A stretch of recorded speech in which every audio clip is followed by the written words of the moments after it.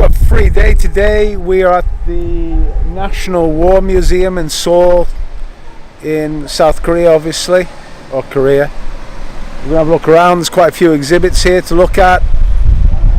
Hope you enjoy the little trip and walk around.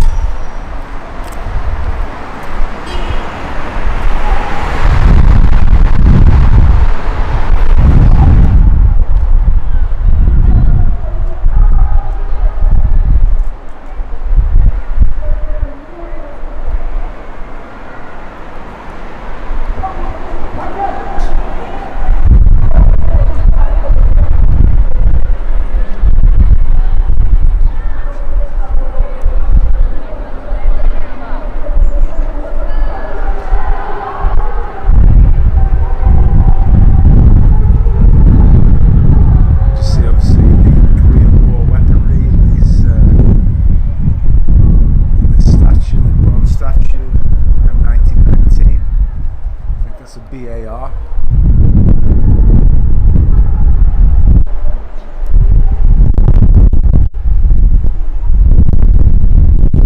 This female soldier went through Greece gun. Depicting, and actually, you can see the tanker there. He's got the old US World War II pattern baseball helmet. Actually, football helmet, not baseball helmet.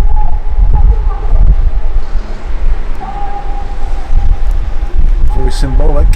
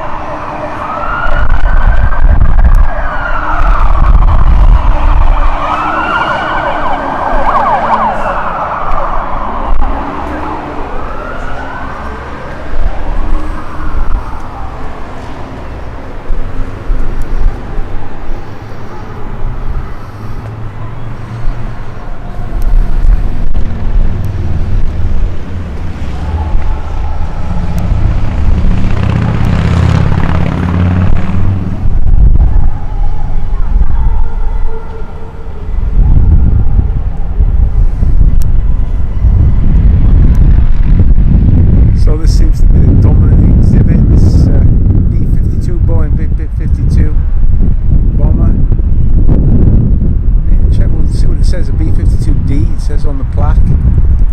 Find out if it was used in the Korean War.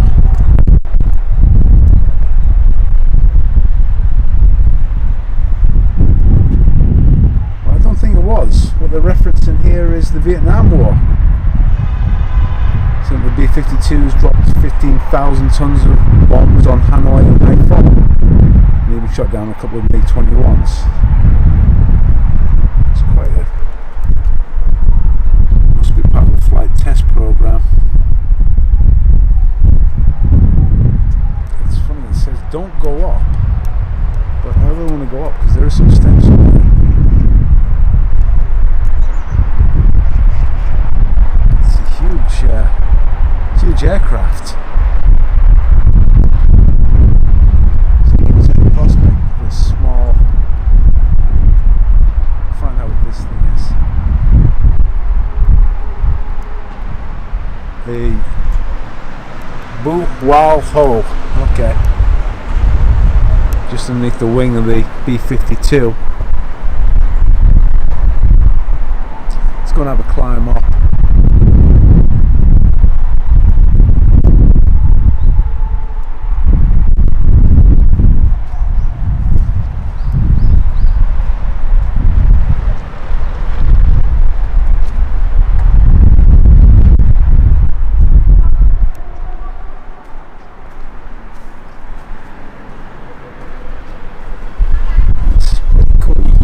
Inside the landing gear bay, it's got that beautiful smell of oil and grease under here. Yeah,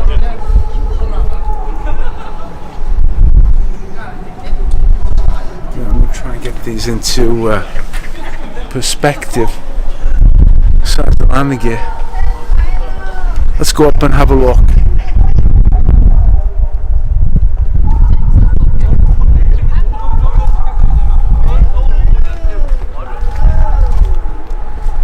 Let's look at these stairs. Check it out. Get a good view of the park up here.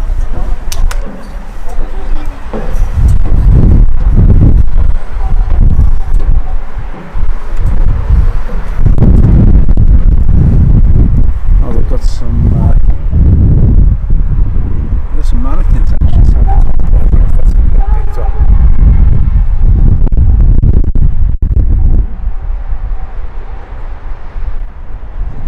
That's a really good view up here. There's some exhibits we'll be looking around, walking around today. You can see these telecommunication towers just on the hills over there. Should be a good day. Should be a good day. Really looking sort of starting one end. This is still at the B-52 end, but there's a T-28A Trojan trainer. Everything is in South Korean markings where possible, if used by the Korean Air Force at any time. Again, I don't think this is a it's past the date of the Korean War, but obviously it was in Korean Air Force service. We're going to the other landing gear bay of the B-52. Once again, you can go inside. Look at that.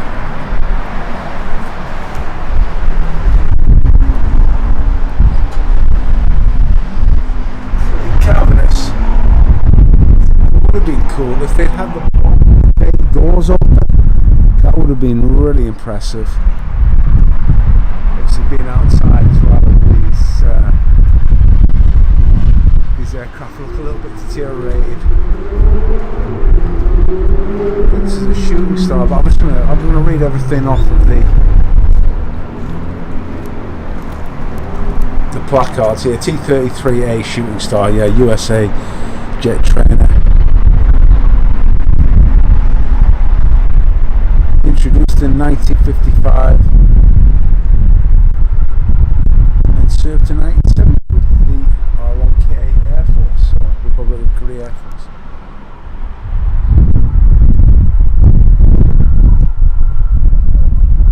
Small liaison, or it could be spotting aircraft. I think this is Cessna Bird Dog again. It's just okay, yeah, 01A Bird Dog observation aircraft with the rocket pods fitting underneath there. They're probably fitted with Willie Pete smoke markers for marking targets, target designation. And I think this is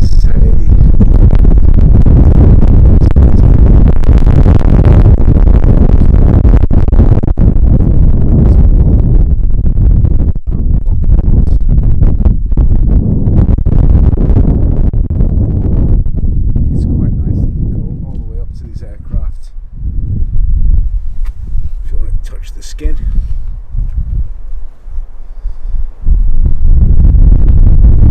This is C-54.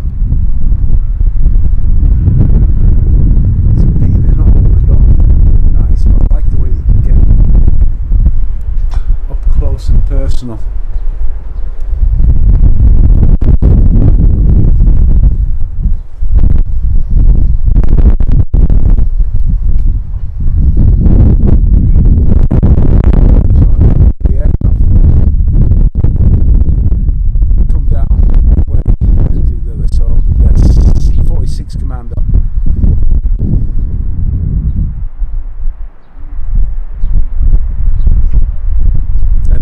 The references are about the Vietnam War, actually, about this aircraft. Not about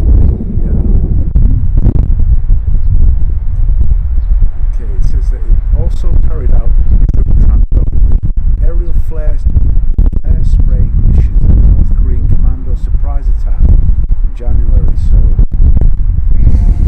just a little bit of history about the aircraft and the relevance to the Korean conflict. Let's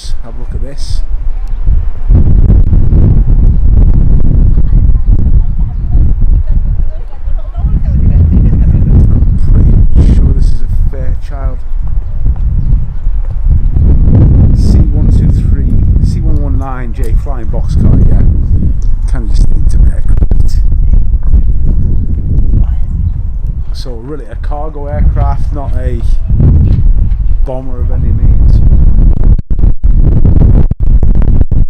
So 1950s, obviously with the radial engines, and flying boxcar, because this rear end, if you can see the hinges here, they open up, they facilitate, the loading of quite large vehicles. I think you can get jeeps, transports, artillery inside these. So purpose-built aircraft for transportation of goods, troops.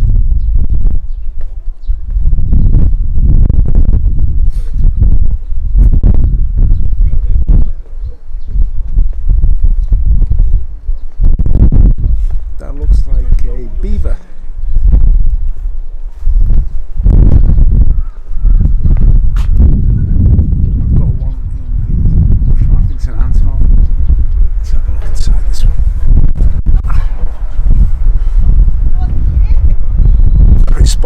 Totally empty actually, but they have got the extra controls in there because they haven't been totally gutted out.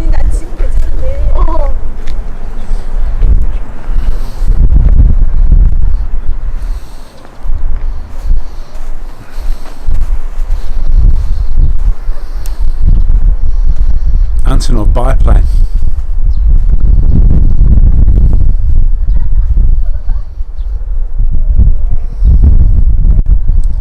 What the history of this one is. This might be interesting. Antioch Colt. Colt is the NATO name for it. I forgot what they call it in Russian. Corn farmer, but I can't remember. Kukoroska or something. Antioch Colt, Soviet single-engine biplane, used for transport and agriculture in the late 1940s. The North Vietnamese Armed Forces modified and used Antiques for ground bombing and to drop torpedoes during the Vietnam War. At the moment, North Korea has over 300 AN-2s in service. So, pretty quite an elegant aircraft. Very utilitarian.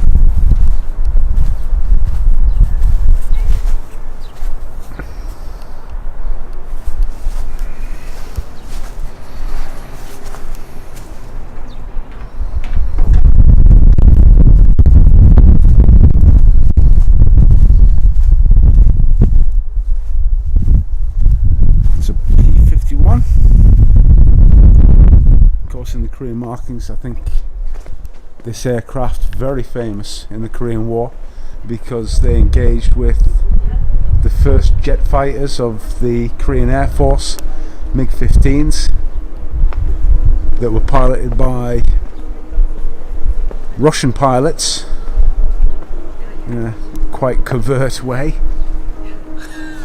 But this is F-51D used by the Korean Air Force and the US Air Force. They made over 8,500 sorties during the Korean War, conducting bombing and rocket attacks, and it was retired when they introduced the F-86 Sabres. It's really impressive to see this warbird here. See the 50 caliber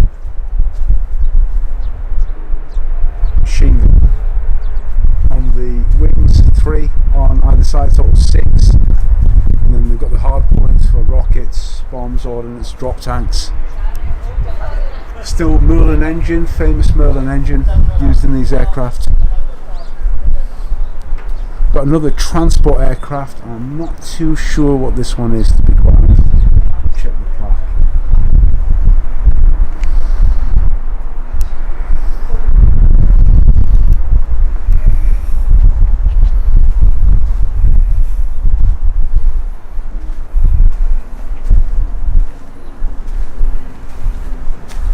Look at how faded the camouflage is.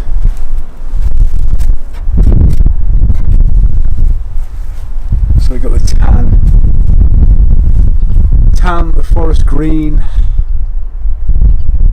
and then that lighter green, and the underneath in white.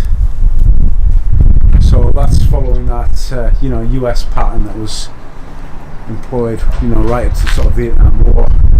So that's scary looking mannequin in there, obviously outfitted as a paratrooper, so for paradropping. I'll come back and find out what this aircraft is exactly. I can't remember every single aircraft, so let's go back to the plaque if we want to reference it.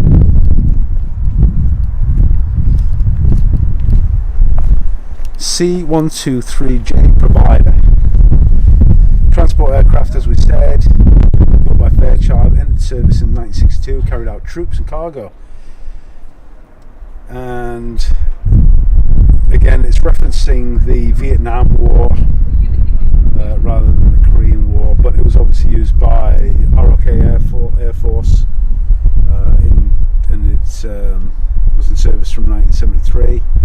22 of them were used in counter-espionage operations, and it retired in 1994, so a long service life for the Provider. Now this is absolutely beautiful. We were looking at the new Academy kit of the AH-1, and here it is in reality, an AH-1, the world's first attack helicopter, manufactured by Bell Helicopter. So again, this is post-Korean War, really famous. It was purpose built for Vietnam, used for the operations there, the air mobile units in the Vietnam War. So they had a gunship, they had the Slicks, the Huey gunships, and you can see this is just not a utility air helicopter converted for attack use, but a purpose-built attack helicopter with a configuration of the actual gunner being sat at the front in that front position, and the pilot occupying the rear position. So the gunner's got the clear sight. He's got the Gatling gun mounted here, optics mounted here, probably infrared or just the optical, I'm not too sure on the exact sensors. And then the stub mounted wings carry, in this case you've got the folded fin rockets on that inner pylon, and this looks like missile tow fitment. Obviously the tow is not in the rack at the moment. This is the rack of the tow, so you get the tube here. So it's an tank, optically guided. You can see this is like a low vis pattern now for the Korean Air Force AH-1. Twin turbines.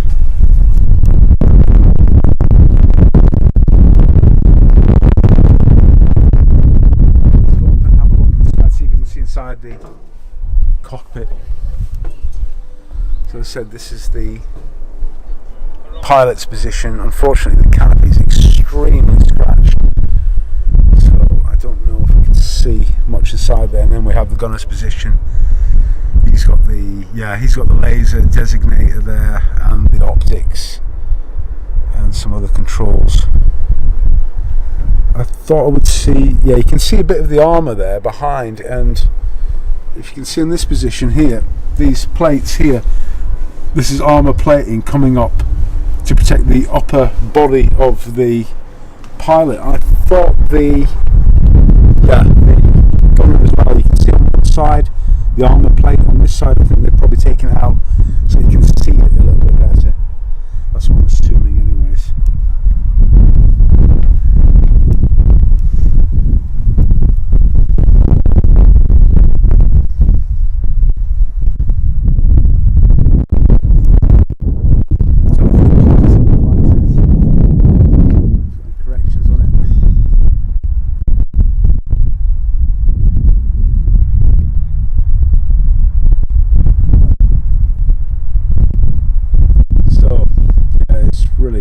Said it's referencing Vietnam rather than the Korean Air Force.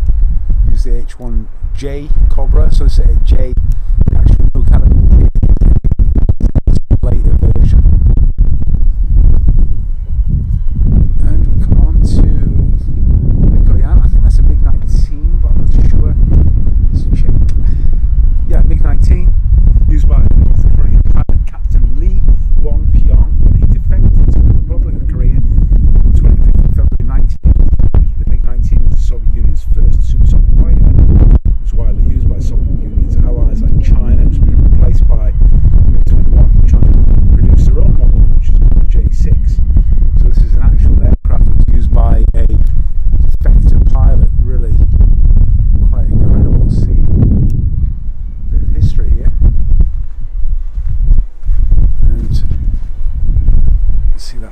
starboard 30mm cannon, sort of main armament.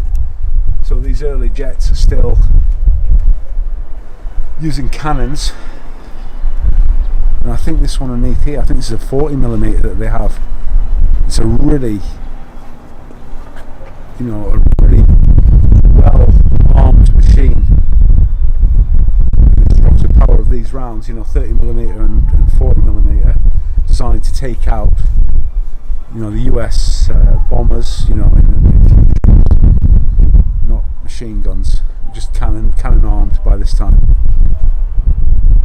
These are not bombs, these are drop tanks to increase the range of the aircraft. Really distinctive Mikoyan shape. The probe at the front is the sensor for the pitot tube, and it needs to be forward of the air intake, so it's got a clean amount of air, so it's got accurate data for supersonic flight. And here we have the legendary F4 Phantom, and this one's quite unusual. It's the first time I've seen one with bombs. It actually says practice bomb Mark 82, famous Mark 82 500-pound bomb. You see there's a rack of 3 on something called a TER, a triple ejector rack. So you get 3 on this side, 3 on the starboard side. This I'm just looking at this airframe, and it's absolutely covered with patches. Everywhere it's got patches. I'm going to have a guess that this was used for battle damage repair purposes. It's absolutely covered with patches. So I'll just show you, and even to the extent of the flaps.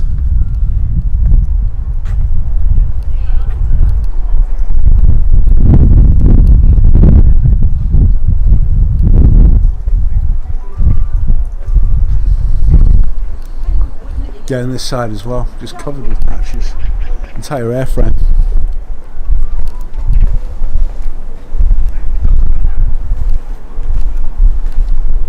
Let's find out which F4 it is. Of course, these were carrier aircraft originally. Used really, so many air forces use the F4. Let's find out about this one, see what it says on the plaque. So it's an F4C, supersonic jet fighter bomber. McDonnell Douglas, of course, was the manufacturer. It was 1960. The DJNs, and then the Air Force had C, D, E, and G types. So this is a C, so it's like a very early Phantom. This is an F4C by the US Air Force. It was modified to suit for ground, runway, and takeoff and landing. Okay, yeah, so the Air Force version of F4. And it's saying here that the Korea Air Force did in 1977, purchased by a public donation. A total of 74 F4Ds were operated. It was retired in 2010, replaced by the F-15. So there's nothing about this actual aircraft, but I'm hazarding a guess that this is like battle damage repair, that the patches are so obvious and really crude as well. It is just absolutely full of them, really. It's not the only part that has not got a patch on it is this fiberglass radome. I think this is the final aircraft we're going to look at in the park. There's a few more. They're sort of dotted around, so I'll do a second half on the armour. 86. This is the de facto jet fighter of the Korean War. So let's just have a look at the plaque. F-86F. This is what's on display. I think there's a D though that was in the Korean War. So let's see what it says. It's the first swept transonic jet fighter, so it's not supersonic. Introduced 1949, it was manufactured by North American Aviation, which was the same company that built the Mustang. And this is the fighter bomber variant was the AEF&H, and the Interceptor was the DK&L.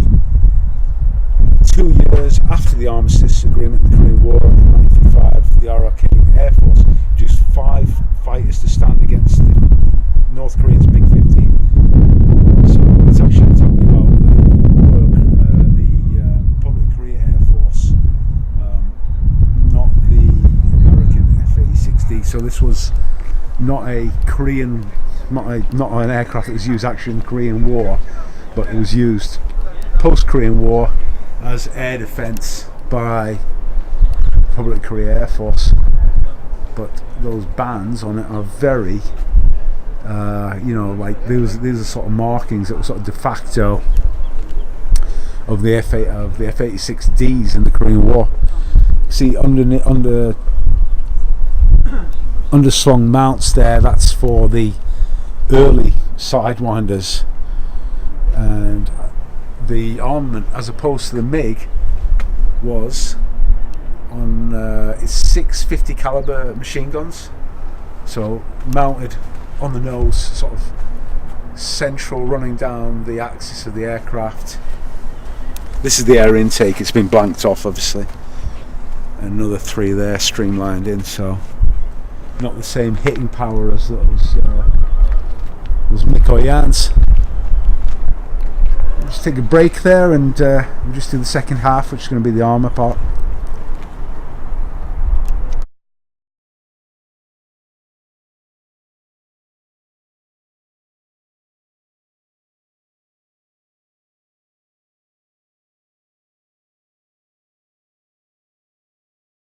As the World War II ended, they started integrating back to Korean alphabets in the 80s. Now here's the later development, again American development, LVTP-7. These are still currently used by the United States Marine Corps, and these have been used right up to modern day conflicts, including Gulf War, Desert Storm,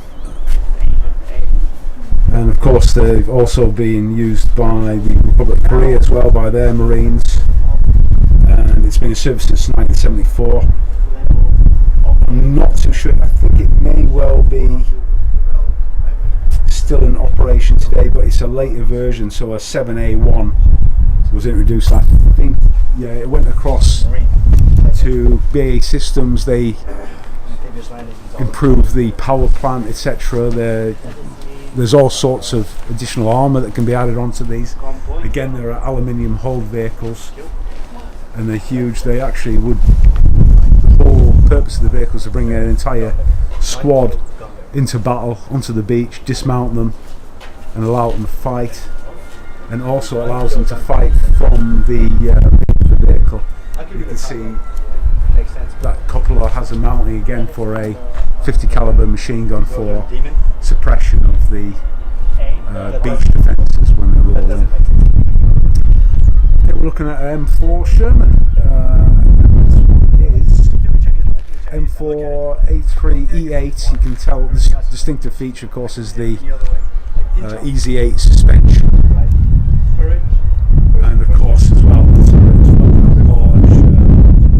large 76mm gun. There isn't a plaque for this one, but they were widely employed in the Korean War, and I'm quite surprised they haven't got much of the history on these. And this is the adversary, of course, the T-34-85, legendary Soviet battle tank.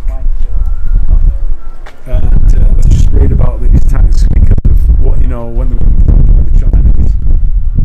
Let's read exactly what it says. T-34 was a tank used for the surprise attack by the North Korean forces in the Korean War.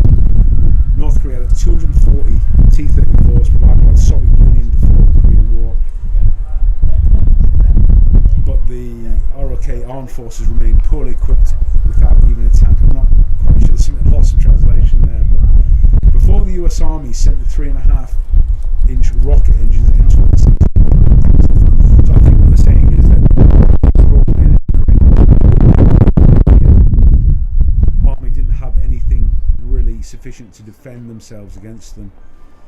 And in desperation, South Korean forces were using Molotov cocktails and mortar rounds to try and stop T-34s.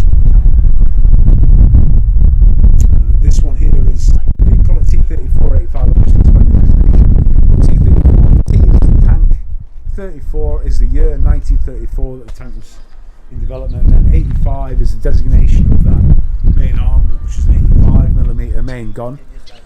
So when these tanks were introduced, T-34 76mm armoured guns, and then they upgraded the turret with these larger cast turrets that allowed themselves to fight against the sort of development of later German armoured vehicles. So this is the tank that you would, typical tank used in the Korean War by the Chinese and the North Korean forces. Quite distinctive, as well as the fuel cells that are placed on the outside of the hull, and these what they call spider web wheels, which are the wheels that have the lightning holes in them. And the other distinctive feature is the waffle track of the T-34 as well. And you can see that very big guide horn there. Bow mounted MG, that's the driver's hatch there. And you can see this is a later version of the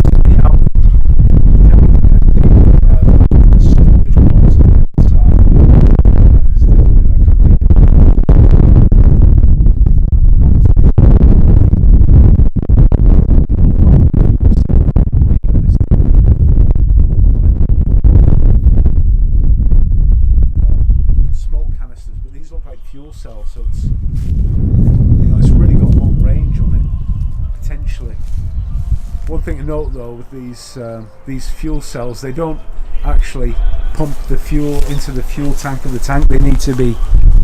They're not plumbed into the engine, so they're just fuel carriers really.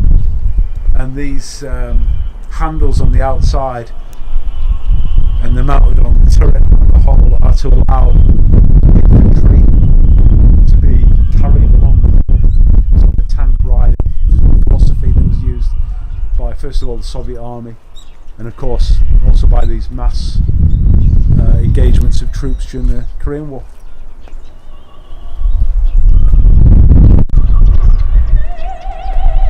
There's a bit of opera playing, so hopefully you'll be able to hear my commentary above it.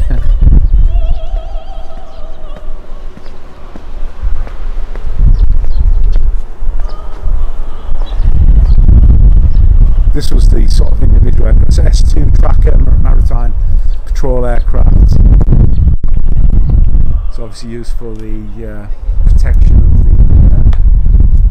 the maritime border of the sea.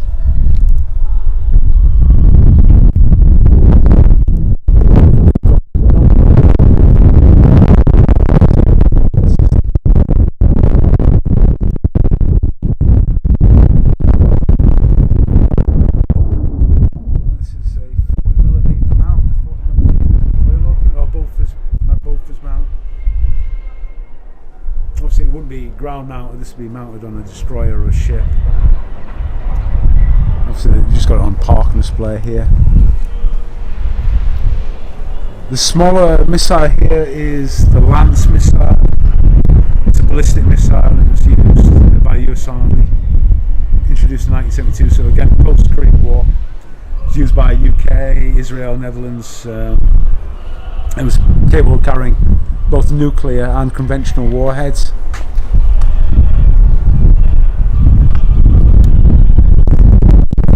Check the plaque, I believe it's Nike Hercules, but let's make sure. There's another one displayed off the launcher.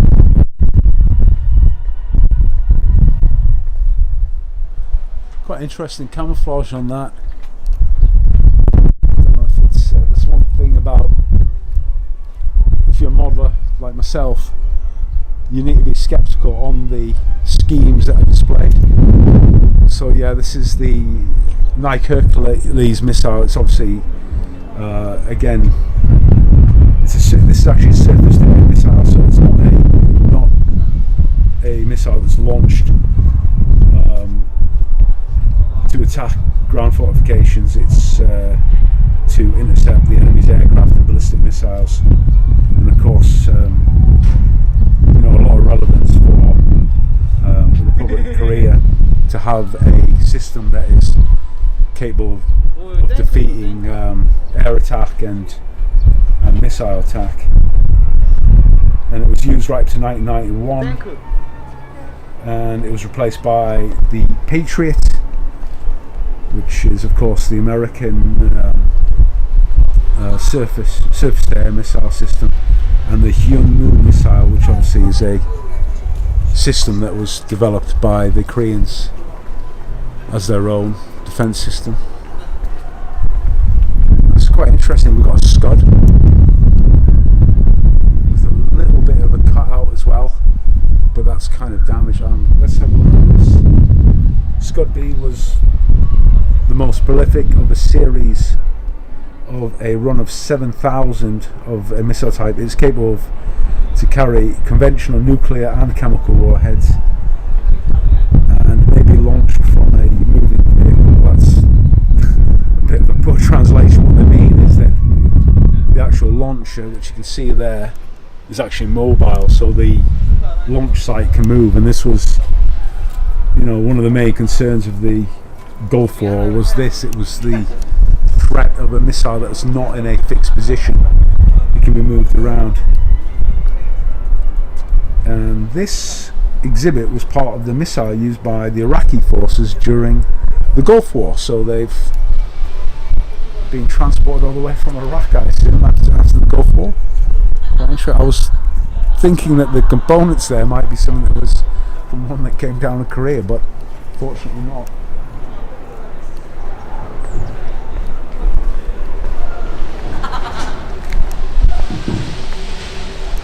We've got a lot of artillery here.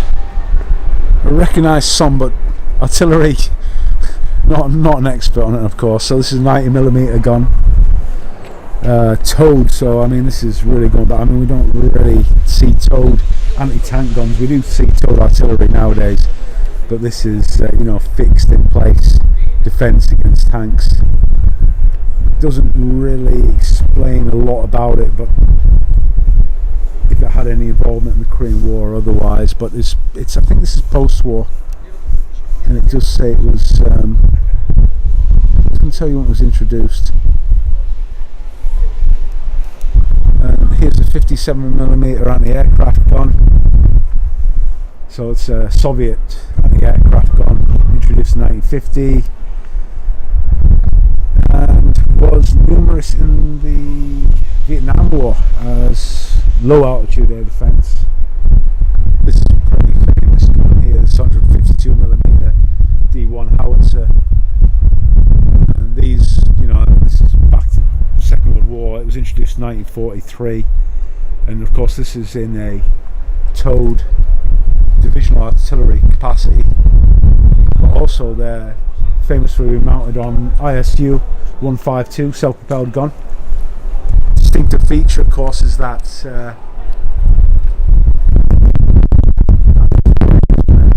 perforations on the sides. A bit characteristic of this 152 D1. You can see by the size of it, that's going to take quite a big crew to handle.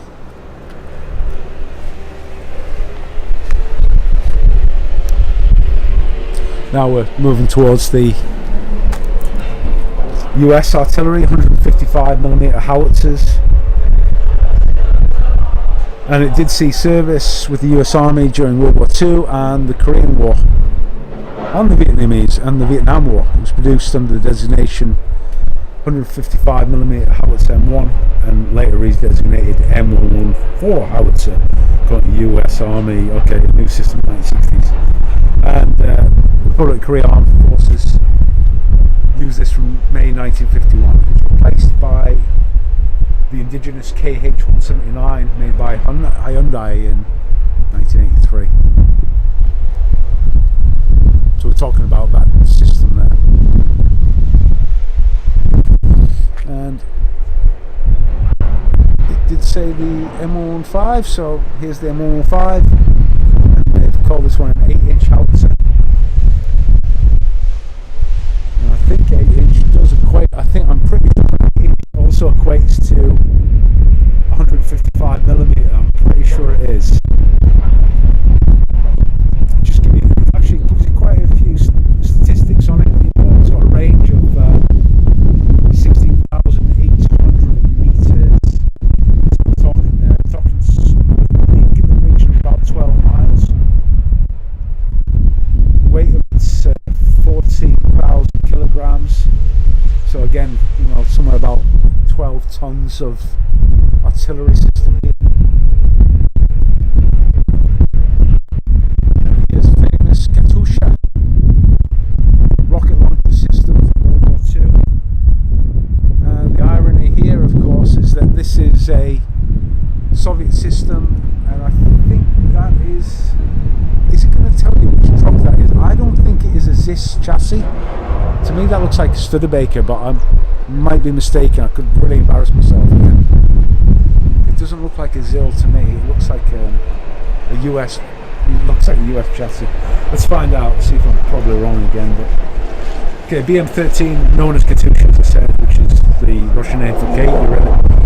And it was introduced in 1939. So basically, what we've got is rails, and on there will be multiple rockets that are launched off those rails in quite a crude way. But the weight of firepower when such a system is employed, when multiple rockets come down within a single target, is quite devastating. So that's the system. And the Chinese Communist forces used this in the Korean War from 1957 and used them in multi-rocket launcher brigades and regiments.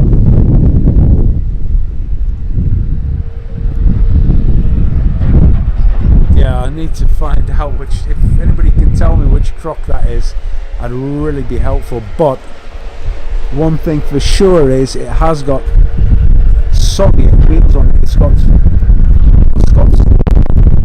tyres on it, model E94.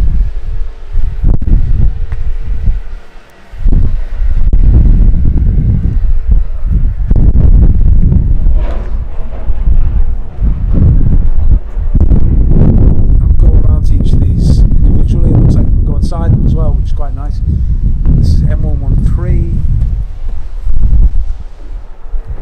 and it looks like it's obviously the APC, not APC armoured personnel carrier, but this is the M577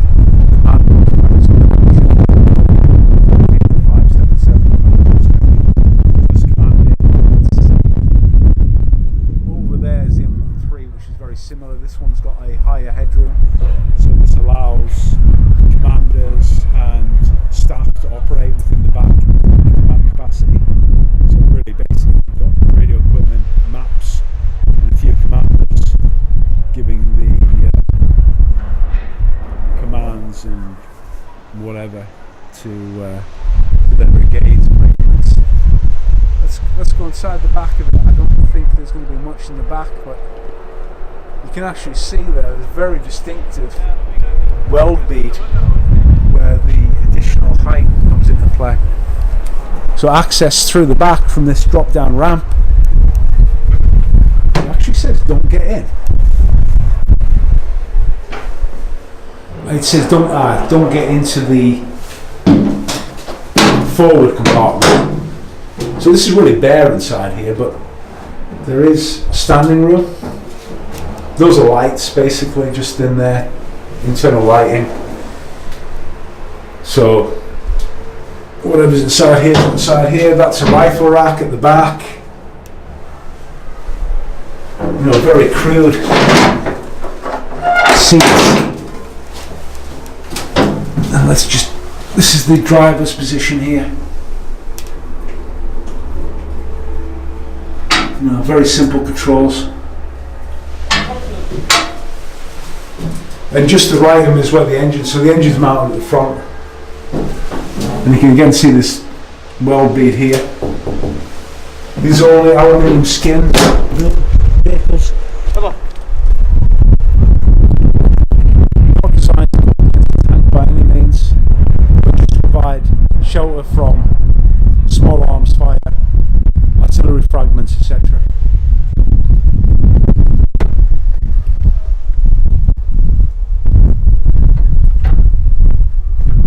I believe this is Commando, but this is AM9 light armoured personnel carrier, so I need to read about this one. So, yeah, it's built in the license from the Fiat CM614. Not in this case, there's no front dozer blade. It's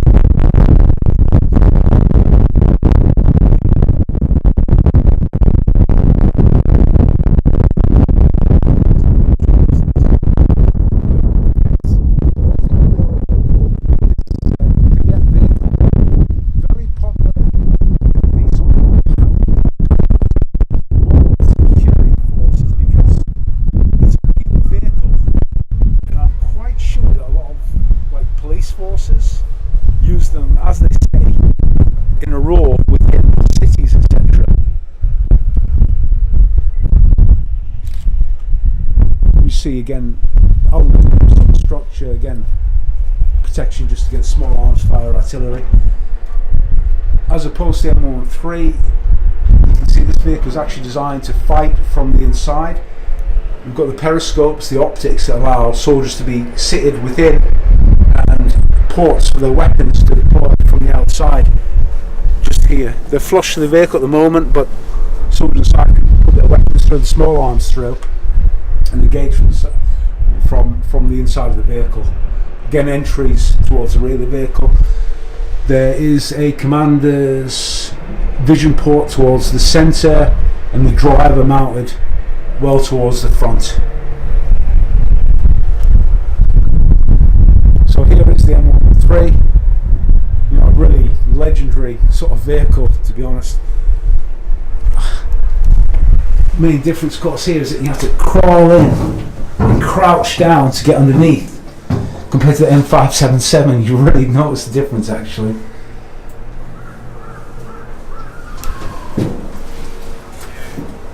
What I'm not too sure, what we've got mounted on here,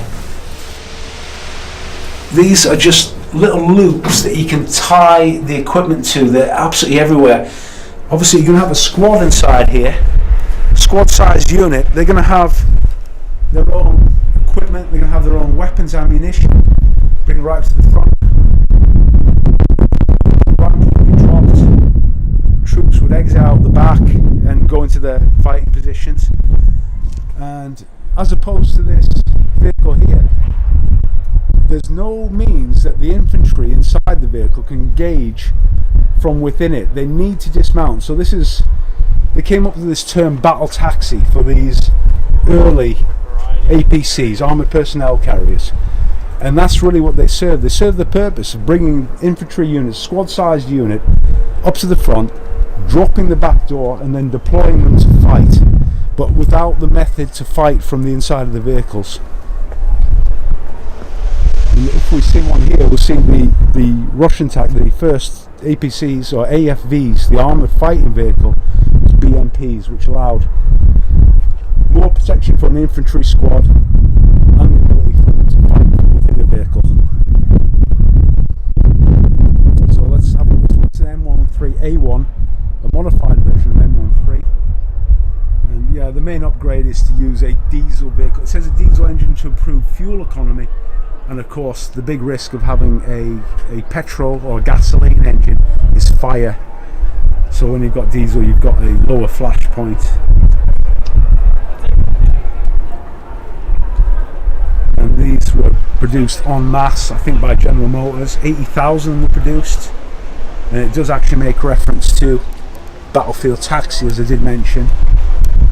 really synonymous with the Vietnam War, with the air-carved units using these vehicles, these armoured personnel carriers, in conjunction with their helicopters for rapid deployment to the front of the area of fighting. Let's have a little view up top. You can see right towards the back here is a large hatch on the rear of the vehicle. Now that was to facilitate a mortar.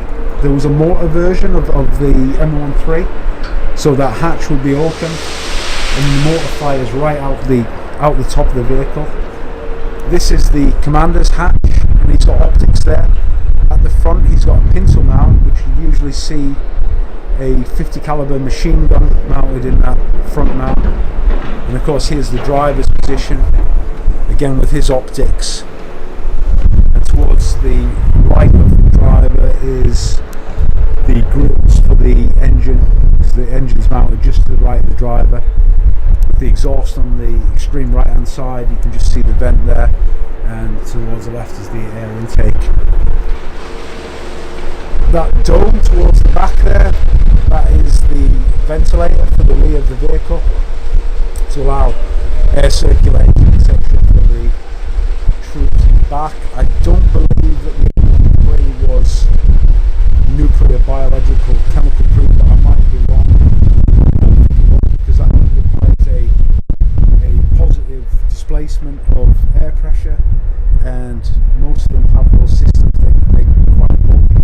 You often see them outfitted on the outside of the vehicles. I don't think the M13 was outfitted with that. And then we can actually see this M13. This is a dedicated mortar vehicle. You can see the hatch there is a lot larger and it's round, and the reason is, if the back's open, we'll see there's going to be a round table on the inside that allows the mortar to rotate to the angle that it needs to fire. There's not really a lot of difference here. Same layout, of course.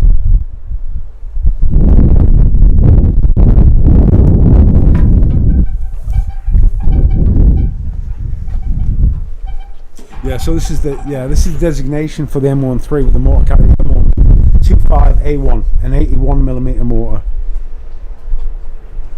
So this will carry an 81mm mortar.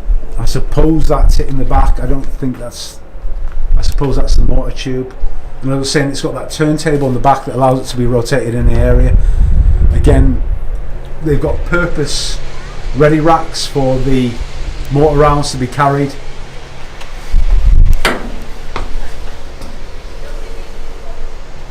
But other than that, very, very much the same layout as an M13.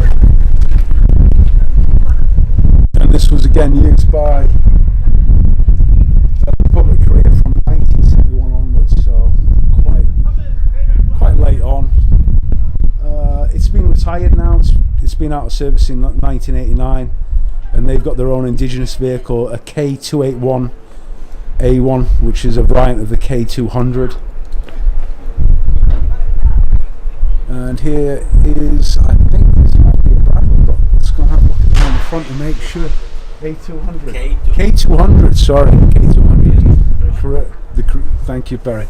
It's a Korean version.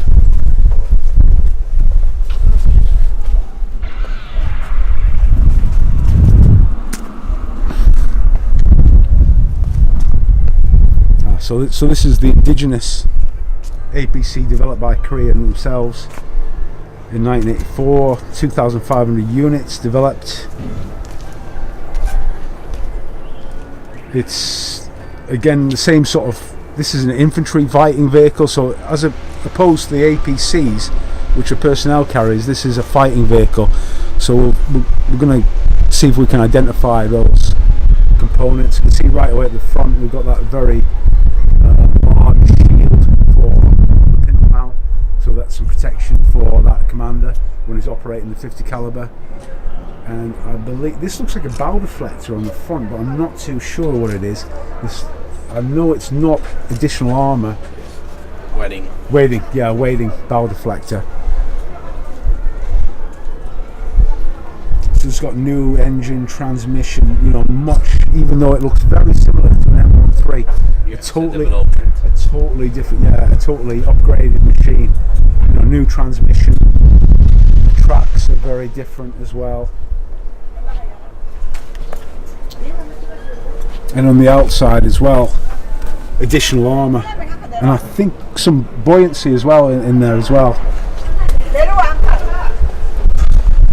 Now, this is what I was saying about infantry fighting vehicles. They've got the ports that allow the soldiers to be within the protection of the vehicle and to engage targets on the outside. And again, also the optics that enable them to see the enemy. So basically, put your head up against there, your weapons mounted out towards that port, and you're free to engage within a certain fire zone, which is much more beneficial to the old philosophy of an APC.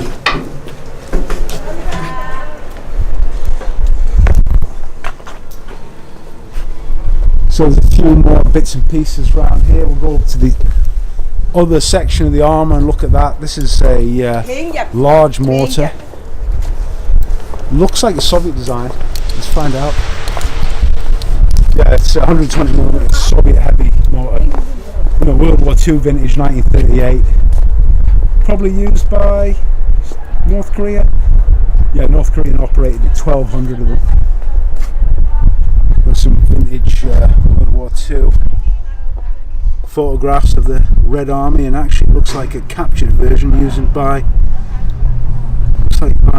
German forces there as well, of course. And here's the Screaming Mimi, which is Sherman outfitted with rocket tubes. So similar to the Katusha that we saw earlier, the Americans. Calliope, yeah. So they used this system. This was to take a tank and allow it to be used as artillery as well. And it was, of course, used by US Marine Corps in the Pacific, used within the European theatre of operations, and used during the Korean War. So they used this T-66 to attack North Korean supply points and assembly areas. So obviously not mounted on tank there, but you have got the mounting there. So we'll just continue on to the other part of the park. Okay, just another part of the armour section, and these are Soviet types. They're actually Chinese copies. I have to apologise, there's a lot of noise. So this is our amphibious vehicle, similar to the WTPs, but the Soviet concept of them. And this is developed by China. It's mainly for river crossings, amphibious operations. So this was a water jet tracks to power it. But because this one's got an 85mm main gun on a proper armoured turret, a cast turret. But Type 59 tank, Chinese tank, it's very similar to Type the T-55s. They're actually a little bit smaller. So it's a real hybrid vehicle, this. An amphibian with a real, sort of like a sub-caliber main battle tank, but very capable, especially for the time it was produced. And I don't think there was anything in Western infantry similar to it. And I think even Chinese forces now have something similar with a amphibian, but a very capable main gun. These ports at the back here are what are used for the water propulsion. So it actually sits all the way up to here in the water, with these providing the thrust for them.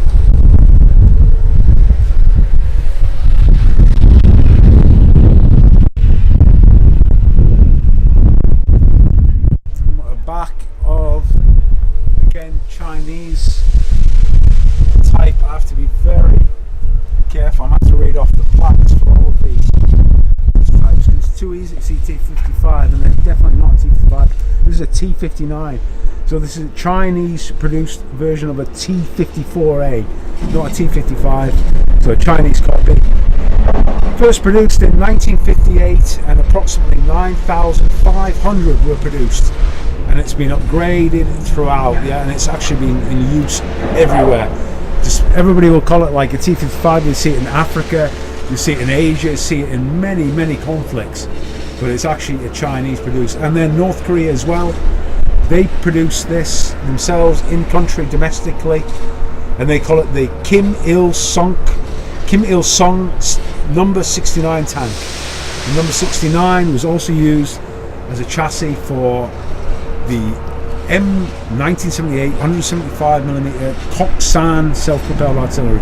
Now, I don't know about that artillery system. I don't know why it's got the designation M1978, but we're looking obviously here at a Chinese produced tank. Let's go in very typical early, like 1950s Soviet tank design. So first of all, distinctive features are, again, tracks are very similar to T-34 with a waffle design. The large road wheels with the lightning holes in them. As you go towards the top, the glasses plate is very distinctive. You can see all the cut marks there where it interlocks and interleaves. That's the driver's hatch. His optics are recessed periscopes, and 1950s again, this really distinctive wholly cast turret. So the entire whole of this turret cast as one unit. You can see the welds there for the roof. Obviously, all of it is cast. And look at that very distinctive mantling as well. Looks very crude, doesn't it? The welds, etc. It's like en masse. Again, we've got these grab handles for tank riders. And across here, this is the fender. Look at the left fender. Everything is missing from this fender. And what you can see on the left-hand side has got this is the exhaust outlet here. But the left-hand side is where you get the Pioneer tools and the zip boxes for the tools to repair the tank. This is the engine deck, very distinctive louvers, etc. That big bar there is like a torsion bar to lift up those handles. And then look at that really distinctive big cast number on all these turrets here. 03, 12, 222. Here's the commander's hatch. Again, distinctive for the way it bolts onto the top of the turret roof. He has his optics there on that cupola, and then again he's got a further periscope as well that allows it to see. On the right hand side is the gunner's hatch. That device in the middle is the turret ventilator that allows the turret to be ventilated when the main gun is fired. Let's move down and look around the outside.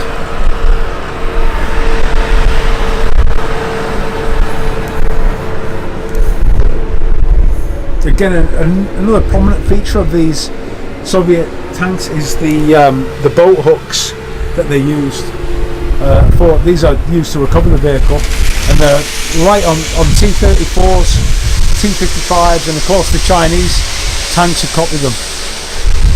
The fenders are, thin sort of sheet steel, and totally missing are the fuel cells that would be on this side of the tank. They're totally missing. You can see these are the tie down points, and when I mentioned the T-34 have those fuel cells that were plugged in. On these ones they are, because they're the main fuel cells for the vehicle. But now we've got a T-34 chassis, and I'm pretty sure this self-propelled gun SU-100 or SU-85. Let's find out exactly which one it is. The SU-100 self-propelled gun.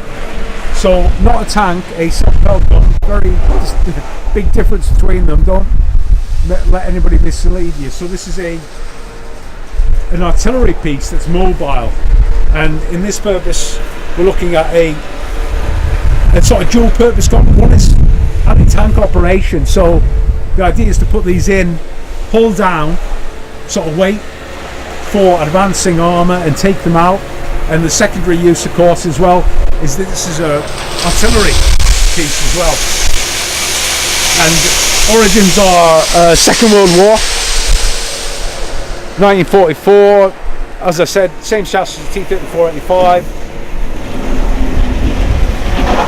And these were used as well by the North Korean Army, as I said, for anti-tank fire support roles. Some really quite nice footage. I think that's from the Victory Parade. Yeah, a recent Victory Parade in Moscow. They seem to preserve and have working Su-85s, Su-100s. Let's have a look at the stick features. All the track system's the same. A single light on the left hand side. That's the driver's horn. This is the recovery cable. There's the driver's hatch for his optics. This here on the side is a recovery device. You see many Russian vehicles with logs. That's the equivalent of a log that will be placed in the tracks to allow them to free themselves, like an unleashing device.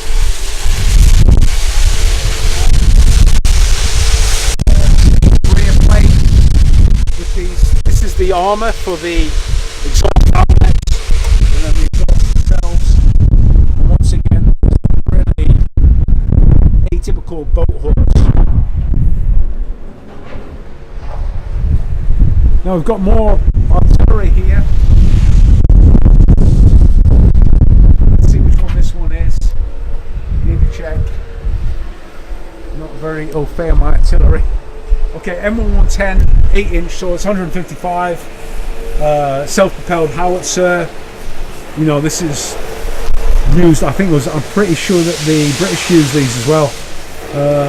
US Army, Marine Corps since 1963, so you know, in use in the Vietnam War, right, and then also used right up, you know, Cold War, in use just after the Gulf War. It was retired, so like 1992 it's out of service. You know, really outdated sort of concept.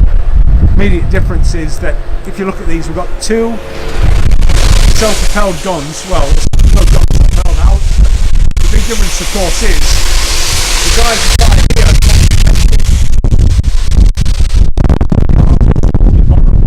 The idea is that these are placed well behind, you know, the immediate battlefront, and they use the range main gun. But regardless, what's going to happen is there's going to be a counter battery engagement, and all it's going to take is a few rounds bursting nearby, and the crew are taken out. So, you know, really outdated gunnery concept. You know, really superseded by the, you know, really large self-propelled guns that are in the modern inventory, like Paladin, etc., and others. And this is a M107, 175mm, so even greater, you know, a really big artillery piece. This was introduced in 1967. Longer range and normal artillery. It could strike a target over 30 kilometers, so I think we're talking about 22 miles or so. Sorry if I get my conversions mixed up. Used during the Vietnam War, you know, used in Khe Sanh. ROK Army used it in 1971, and it was retired in June 2005. It is pretty enormous. I'm not too sure what the chassis are on these at all. One thing, they definitely use the same chassis. This is the exhaust outlet here, I'm pretty sure, but I'm not familiar with the actual chassis that drives these M107s. Pretty good. We can go up here on top, have a look around. That's the loading device for the main round. Breech got, it looks like it's hydraulically driven as well.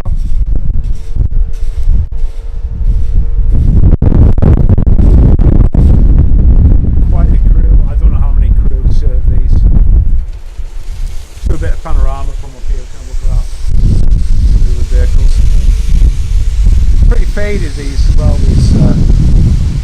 examples. This one's pretty fresh. You see, what I was going to mention was that in museums, tanks are repainted, and you can never be too sure on the actual colours, but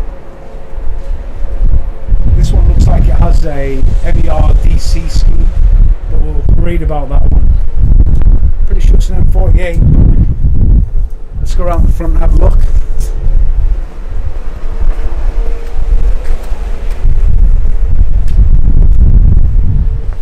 Yeah, M48, as I said, pattern of course, named after the famous United States general of the Second World War. US traditionally named their main battle tanks after their generals, this being one of them. Distinctive features are this quite unusual looking muzzle brake that exits out of the left and right hand side.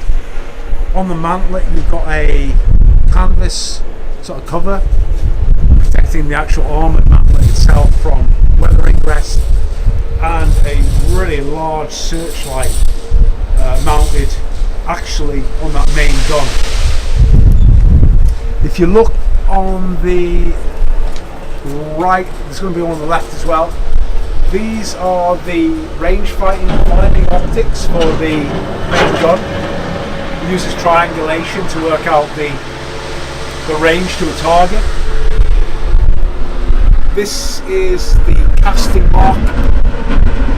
I can't remember which company casting it might tell. I think it's Cadillac Gauge, but I'm not too sure what that casting mark is, so I can't remember out of memory. Really large cast hull, quite distinctive again for that. It's actually got a profile of a boat in the M48s. If you have a look under here, the way that the drop arms come out, the stub arms for the axles come out, and a huge, one-piece cast hull. The lighting on here, you can see one bulb is normal lighting, this one is the infrared. So the idea is, of course, if you're moving tactically, you never have any white light. You would use the infrared lights, and then the crew are outfitted with the night vision goggles, and they can see where they're driving to. So is the theory.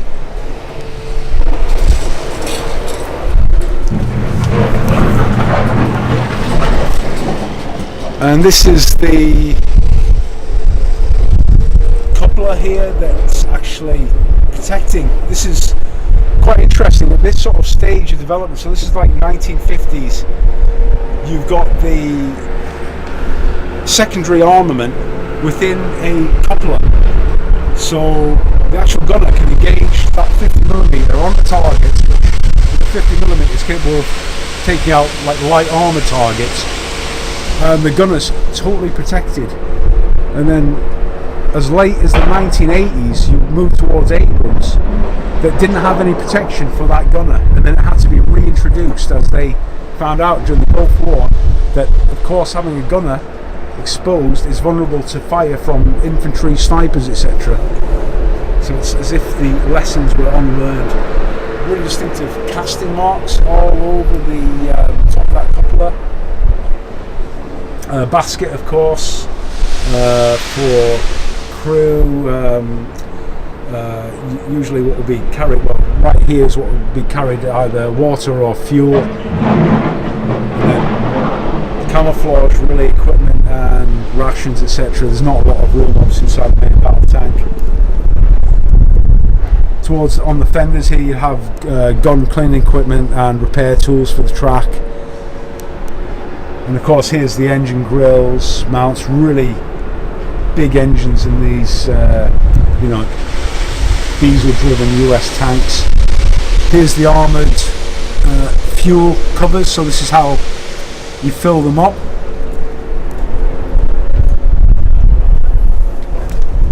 And right at the back there, that trestle is when the tank is in travel, in convoy, the actual turret is rotated towards the back, and that's a gun rest or a gun cradle, so that the hydraulics of the gun are not in operation.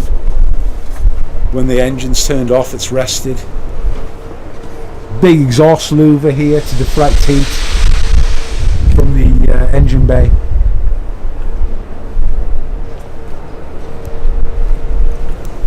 And these are the really characteristic rubber block tracks. A lot of people think that the actual oil tank tracks are steel. They're actually, certainly in Western armies anyways, they had to use rubber to protect main roads. That's the way it works. And of course that's a wearable component, so as it wears out it can be replaced, rather than the steel of a tank, of a main track that costs a lot of money to replace.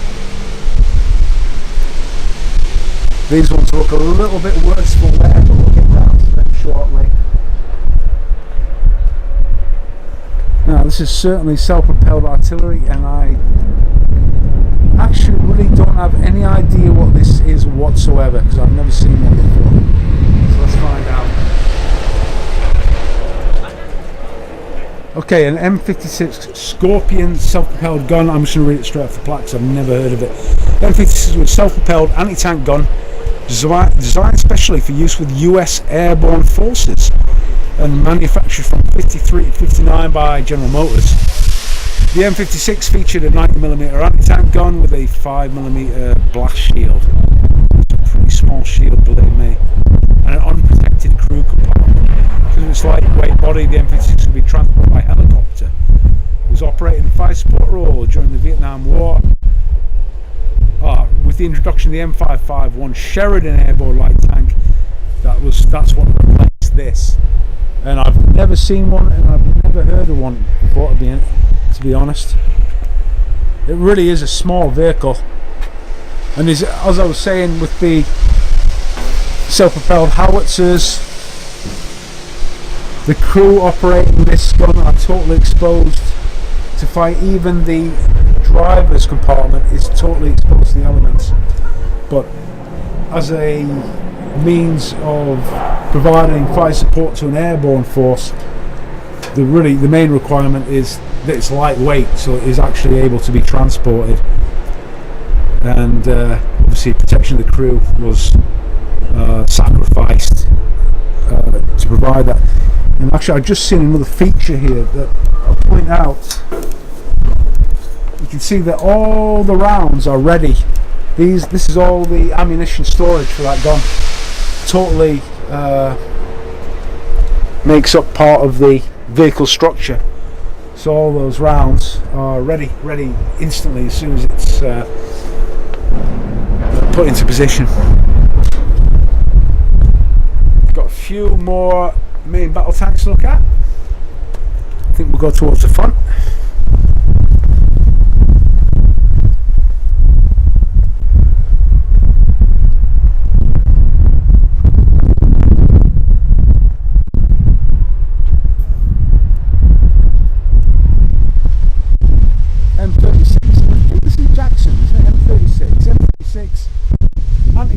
Self-propelled gun, so not a tank, a anti-tank system. Really, tank destroyers really aren't. It's a outdated concept. As I explained before, system, artillery, and anti-tank engagement. So, but obviously used. The Korean War broke out. This was in the inventory of the US Army, and they were sent up to defeat those T-34s that rolled in. And I'm saying here that the Korean Army, the Republic of Korea Army, introduced these in 1950. It was the major equipment for the very first tank company, and it was withdrawn in 1959. It was still used as fixed guns for defending the forward area. So they had these emplaced probably on the DMZ, in a hold down position. Still a capable gun, obviously, with that 90mm system.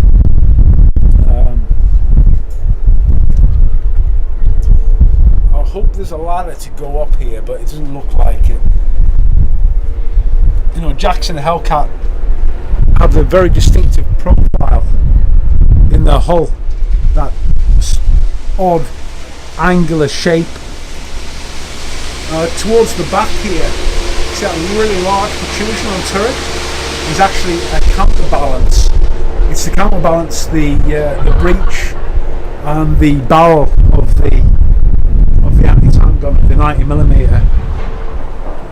And I'll just point out something as well. You know, as we saw with the distinctive features with the Soviet designs, distinctive features of US tanks are actually these are the lifting lugs that enable the whole tank, and you're going to find 4 of them in position, 2 at the rear left and right, 2 at the front left and right, and they enable the entire vehicle to be lifted up by a crane for transportation by ship.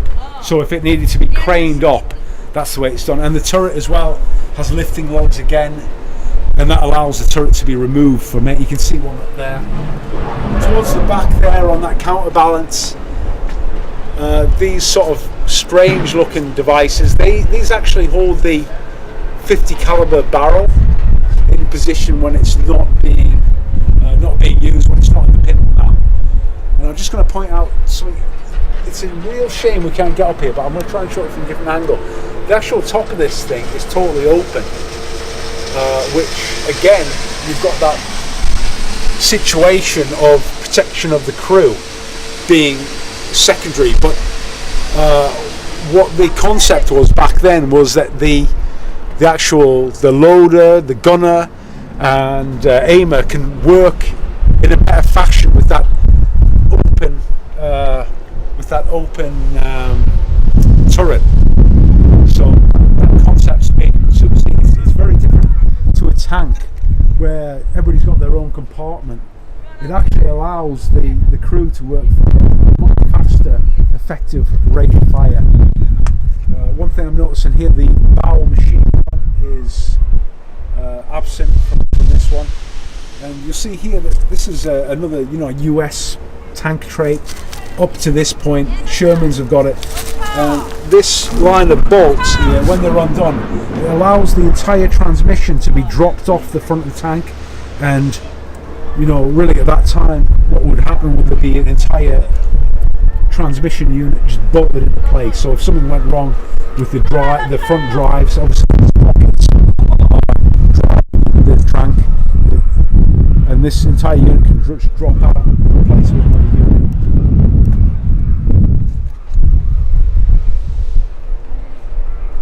Okay, we've got M47, another pattern, not M48 pattern, but an M47. And this is again, you've got this really distinctive bow-shaped hull, but a little bit, different. The main armour on these are 5mm, but this is a main gun, and again, very distinctive muzzle brake with that T-shape. You don't see that anymore, you're not too sure why. Again, on the turret, you see on the left and right, you can really see them quite clearly on this one. These are the range finders for the armament, for the gunner. So he's got these optics work in a triangulation where the left and the right both focus in on a target this distance, and that way, using Pythagoras, you can calculate the range to a target. And really, the longer that those sighting optics are, the further they are away from one another, forming the base of a triangle, the more accurate the target range acquisition is going to be. Of course, totally superseded nowadays. Main battle tanks use lasers to acquire the range to a target. Again, on the front here, we've got 3 lights on this one. We've got the main driver's light, we've got the infrared, and this is a very small, like convoy light, like a pinhole light, which provides just a bare amount of illumination. Move up on the turret again. Very distinctive shape. Somewhat similar to the M36 there, with this large protrusion coming out the back. It's got the same cast marks on the back, but I can't remember if that's General Motors or Cadillac Gauge, so please excuse me for that. Okay, we've got the pincer mount for the 50 caliber there. This is the commander's hatch with his optics, and he has a further optic towards the front, a wide vision periscope, and here's the gunner's hatch with just a single optic towards the front. Plus he's using the rangefinder optics for his targets. Again, there's the armoured fuel covers, really big grates for the engine,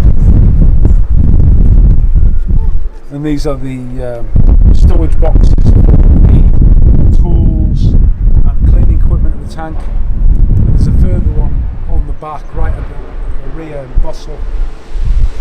And that's sort of been superseded. You can see towards these sort of bustle racks are really what's taken over. Certainly on current infantry Abrams as well. They've got the sort of rack that allows you to throw stuff on the back. Missing on this one. On these early tanks. Now this, I believe, it looks like it may be I'm guessing it could be the intercom that allows infantry to talk. So you could drop this hatch, there'll be a telephone inside that allows you to communicate with the tank commander, so it'll allow infantry to sort of say, target meters on the right, enemy machine gun, and they can engage it. Here's the exhaust, the muffler with a personnel.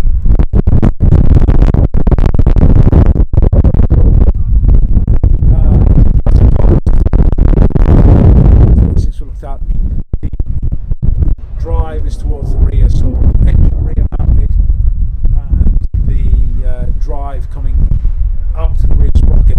And I think we don't see anything else now on Western design main battle tanks, and the current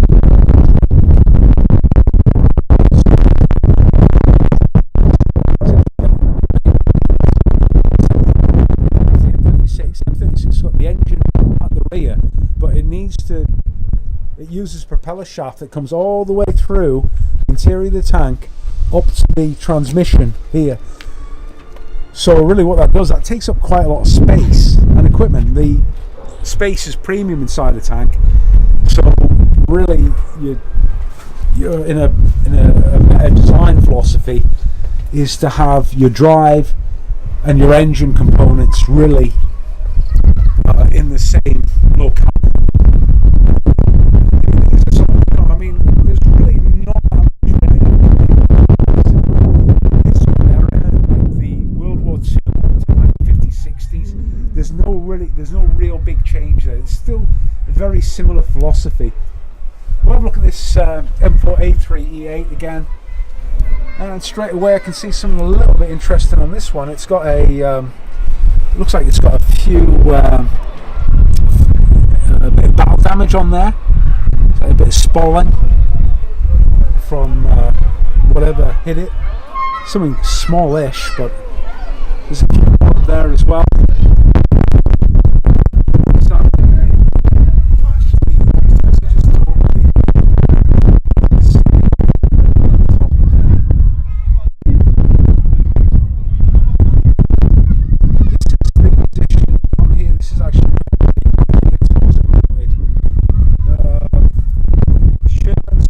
Deck, what happens is that the engine covers come outwards, and this is the stop. It actually just stops the engine cover flipping down over here, or else it breaks off the hinges.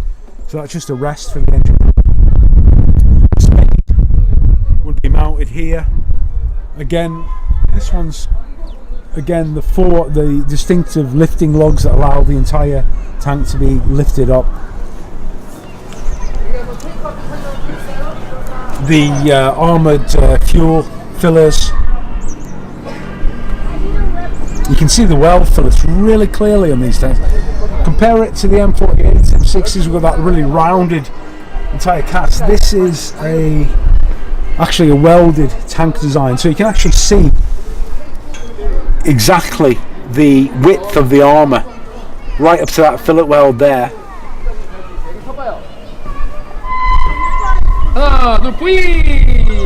And you can see again, you can see the front glacis armour as well very clearly. You can see the effective armour thickness there.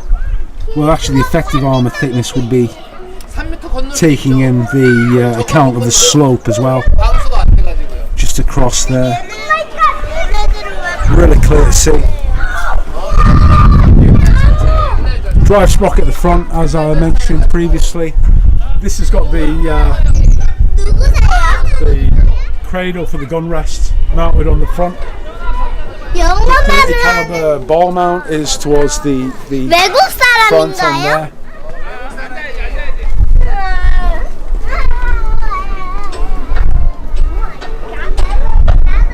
This is the Easy 8 suspension, which was introduced on these really later Shermans, 1945 onwards. It replaced what was a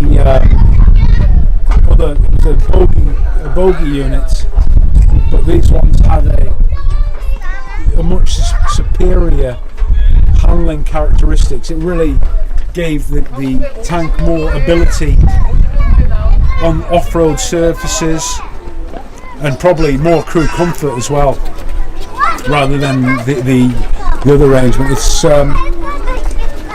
quite interesting to see, like, you know, tank development in the 1940s. You know, the Germans, you know, used these really large interleaved road wheels. The Americans, the British, they use these bogey systems. And one of the advantages as well is you can see the bogey mounting points here, they're just bolted on.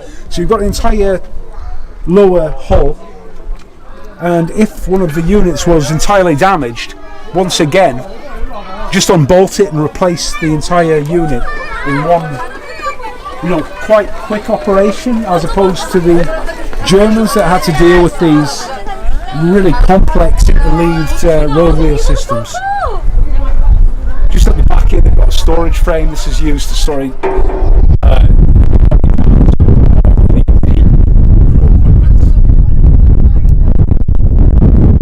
Let's have a look at the final tank. Look at the indigenous Korean tank. So we're really looking at main battle tank concept. Korea's very first home-produced modern fighting vehicle, modern battle tank. This is the K1, and it was first deployed in 1987, and it was, you know, the sort of design phase was during the 1970s, and it was nicknamed the 88 tank to apparently in because it happened to be at the same time as 1988 Seoul Olympics. And most main battle tanks, if you look at the Western design, so we're talking about Abrams, Challenger 2, 120mm is the sort of standard main battle tank armament, but the K1's actually got 105mm gun, probably a smoothbore as well. Don't know the actual origins of that gun. I mean, and most of the Western main battle tank armament is Rheinmetall. The Germans are really the masters of producing that main armament. I'm not too sure about the origins of this 105mm one, but remember that the position of South Korea, basically their entire armed forces are looking towards the north, so that's their adversary, and what do they need to deal with? Well, North Korea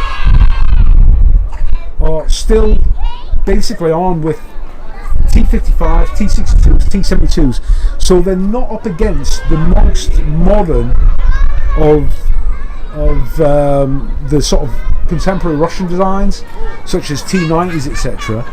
So if 105mm cannon can actually take out and totally defeat their adversaries, why would you go more than that?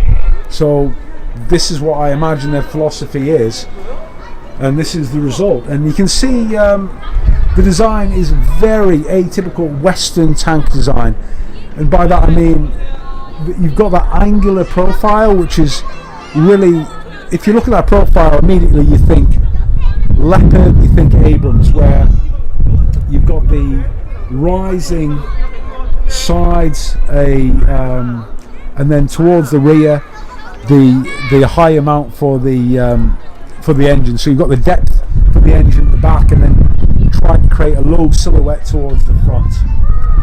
And the turret as well needs to follow the contours as well. Very angular turret, not the Russian smooth sort of dome-shaped turrets. So you can see the design is very much towards that. And if you have a look at the history of the K1 tanks, they have a very unique hydropneumatic suspension system that allows the entire tank to pivot forward and depress further, and it allows that main gun depression to get further and further down. The reason being, during the Korean War, the British sort of sighted a lot of their Centurion tanks up on hills, and that's really the topography that they deal with. You can see hills all the way around Seoul as well, and that's the fighting environment that these vehicles are going to be placed in. So they're specialised, and that's, producing an indigenous tank is not a compromise for the Koreans. They've got a tank that's purpose built for what they need to do.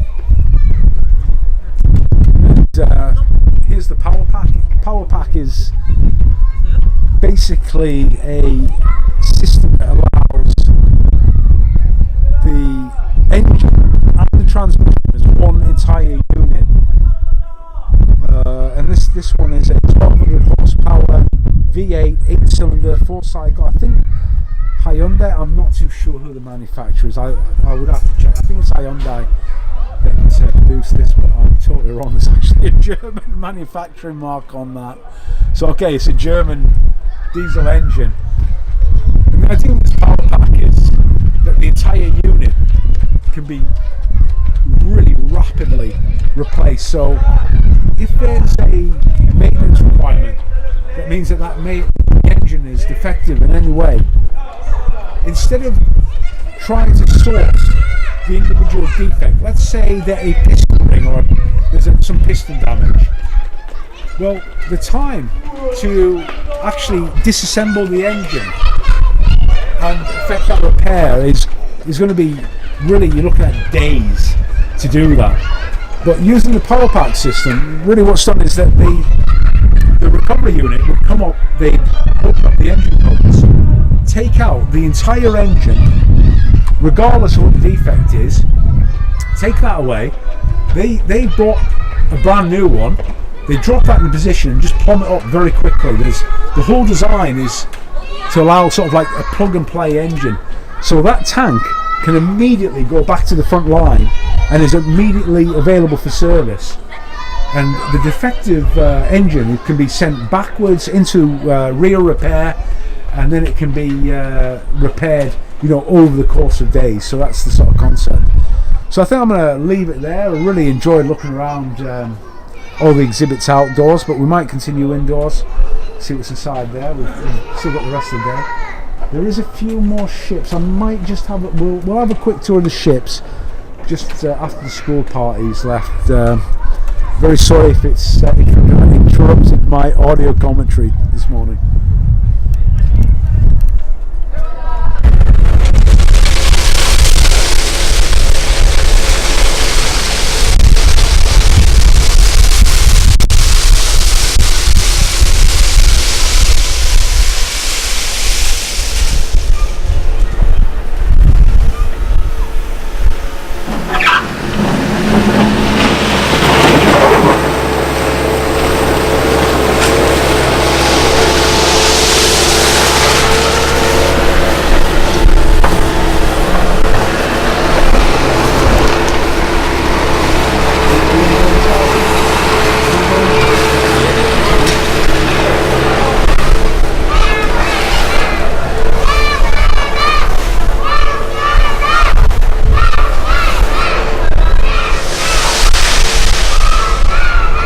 So yeah, they have got a high-speed boat. They call it. It's called the Chamsuri. And it's Republic of Korea's Navy's high-speed boat developed in 1978 to make an offshore patrol against the enemy's infiltration. So they're talking about North Korea infiltrators.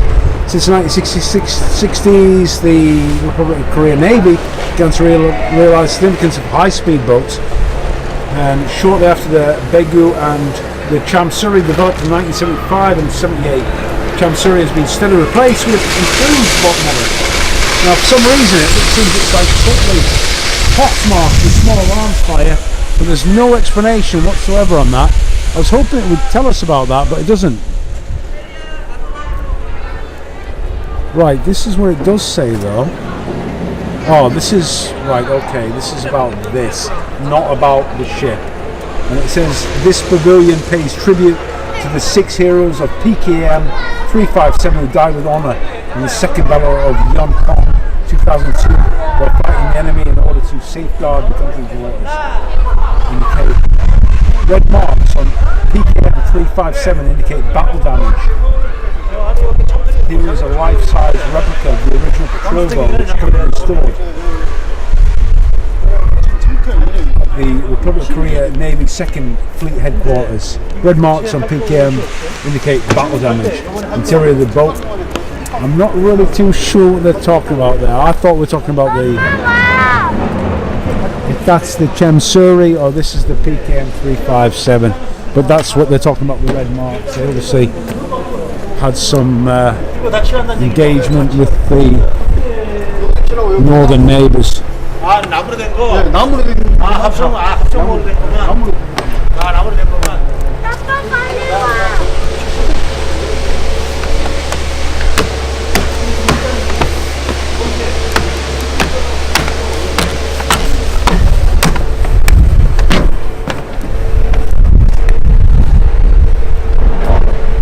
Okay. Yeah, looks like this even got hold as well. It did. It's like a 20mm Gatling gun arrangement. They've actually got a mannequin inside there. This isn't actually armoured, it's just fiberglass. So this is only a weather protection cowl. There's no armour whatsoever. Well, I suppose there wouldn't be anyways, seeing this is just really thin plexiglass.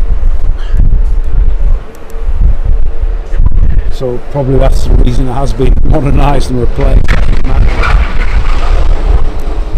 Further 20mm up here.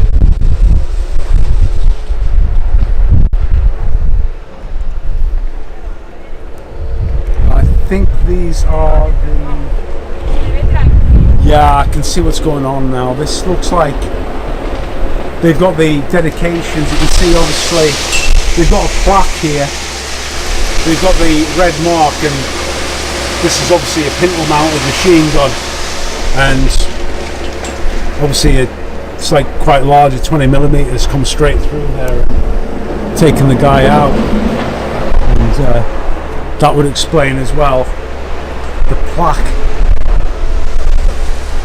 on this position here, where you can see those penetrations there are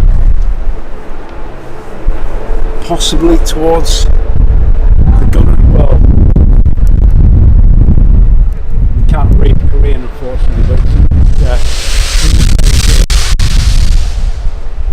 let's walk towards the bow and then we'll come back through.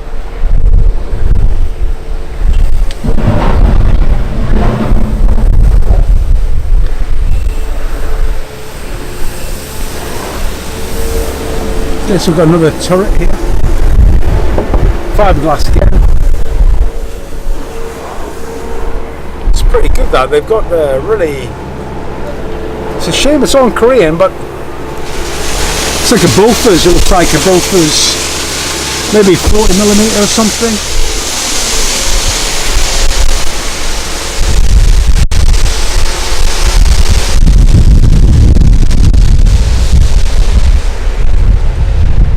Yeah, this thing. Oh, you can even see they've actually marked out every single hit. So even this grazing round here, and then there's a couple towards. So yeah, there we go. PKM 357. So it's actually a real monument to the. They've got the actual ship that was in that engagement.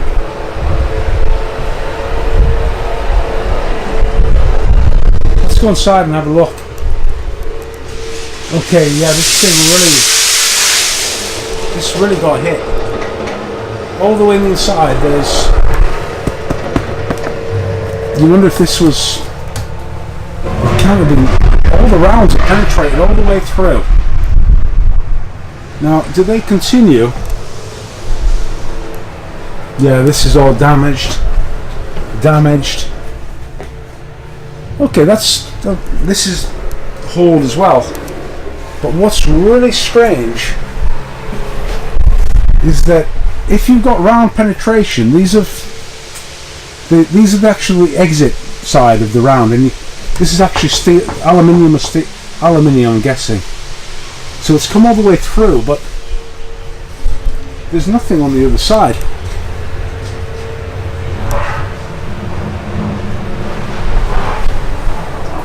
Let's go up to the bridge.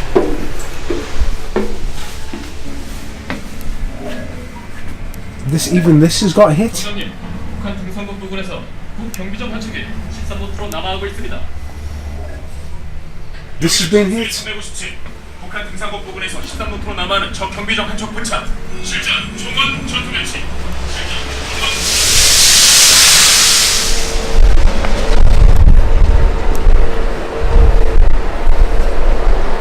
Yeah, this thing really is being peppered everywhere.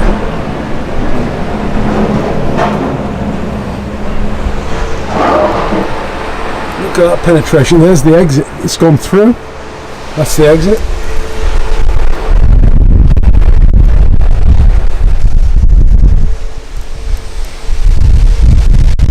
And again, this turret's been hit as well.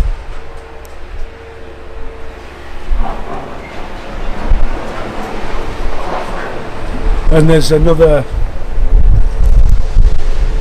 plaque here for this Gatling gun mount. Go down and watch the film about it.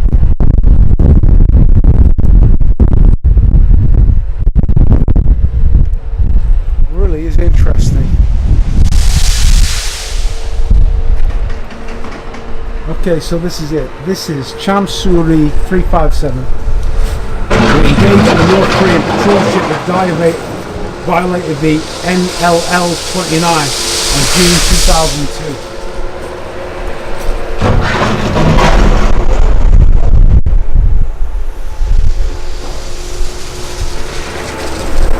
Oh yeah, it tells you even what was mounted here, an M60 machine gun. Obviously not a lot of protection afforded to these guys. Well, actually, more protection than the actual Gatling gun. If you think they actually have got a bit of, they've got armor plate. The guys in these 20mm had nothing, they just had fiberglass.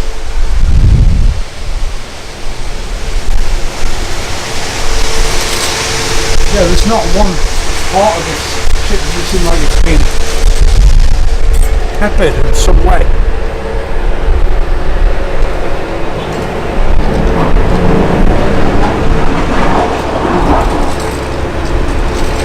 Let's go and watch the film and see if there's any details. Very interesting.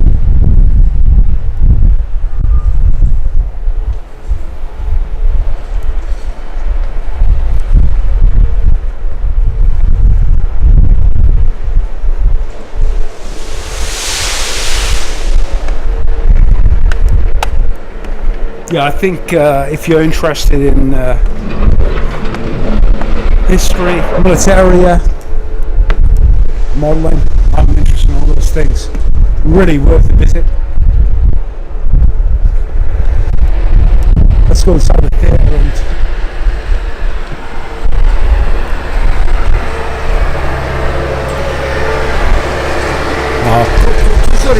okay.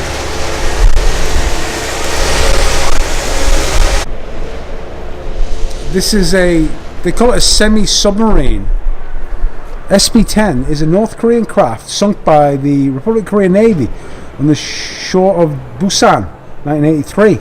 The semi-submersible nasal craft is a hybrid warship, combines the properties of a surface ship and a submarine. It could travel at 93 kilometers an hour, so that's like about 70 miles per hour on the sea, and also 22 kilometers, so maybe about 15 miles per hour, submerged.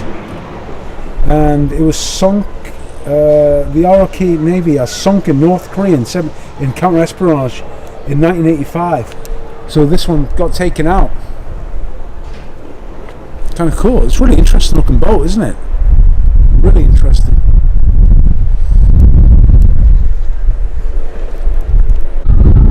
So I think this is the main square of the National Museum.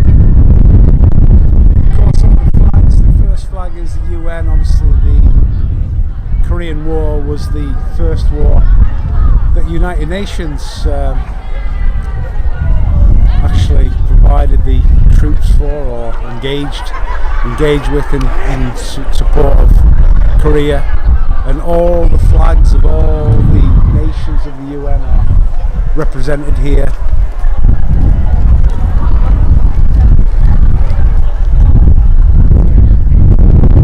And then extend all the way around the outside. They seem to be probably Korean, military units, whatever, but it's a very impressive square, right in the centre of Korea. But we'll go inside the museum and have a look around.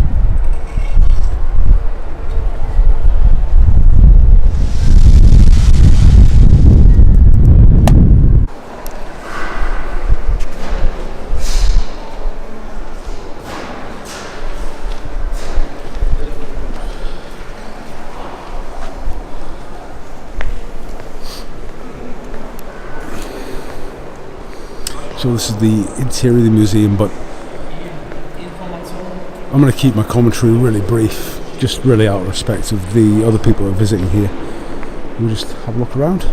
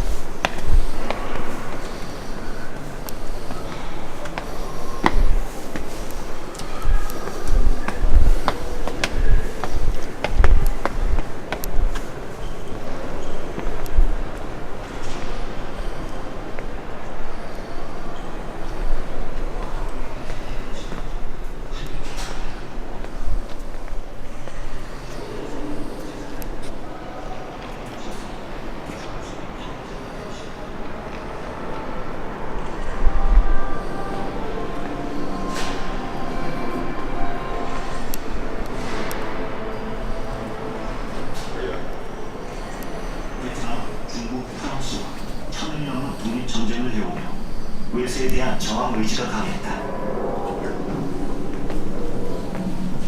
제2차 세계대전이 연합국의 승리로 끝나고 또다시 프랑스가 군대를 주둔시키자 호치민을 중심으로 한 민족주의 세력이 강력히 반발했다. 결국 양측 사이에 전쟁이 벌어졌다. 프랑스를 벗어나기 위해 대상 독립전쟁, 1차 대상전쟁, DLBM포에서 프랑스가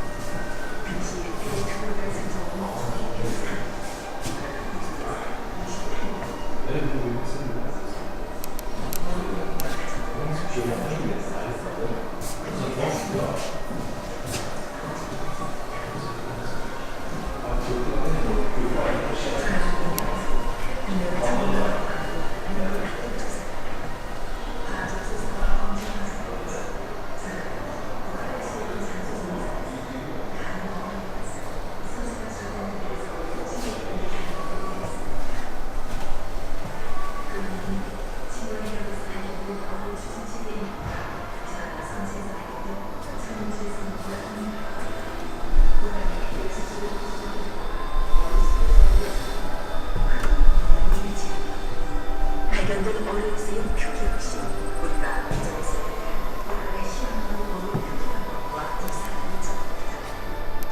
이 밖에 선수소설에서 발견된 수준의 관련증 흔적, 한국지진자원연구원의 지진파 공중분파 분석과 국지 당시 주전폭발 충격파와 버블 효과로 인한 진동 강화증, 그리고 생존자와 내년도 수련이 사건 당시 원화와 백색 성남 등을 관측했다는 점이 드립니다.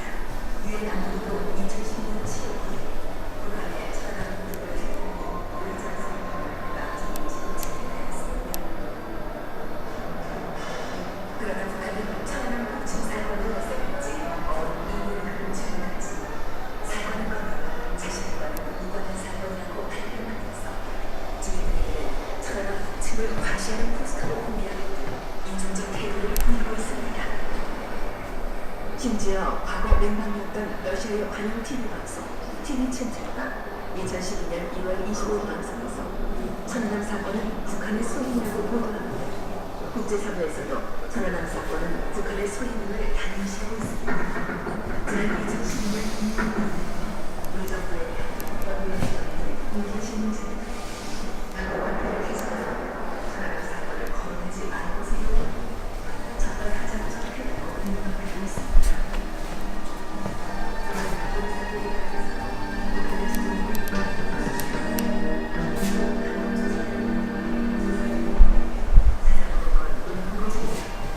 북한의 주장을 두둔하고 대변하면서 사건을 진술합니다. 이 사건을 심각한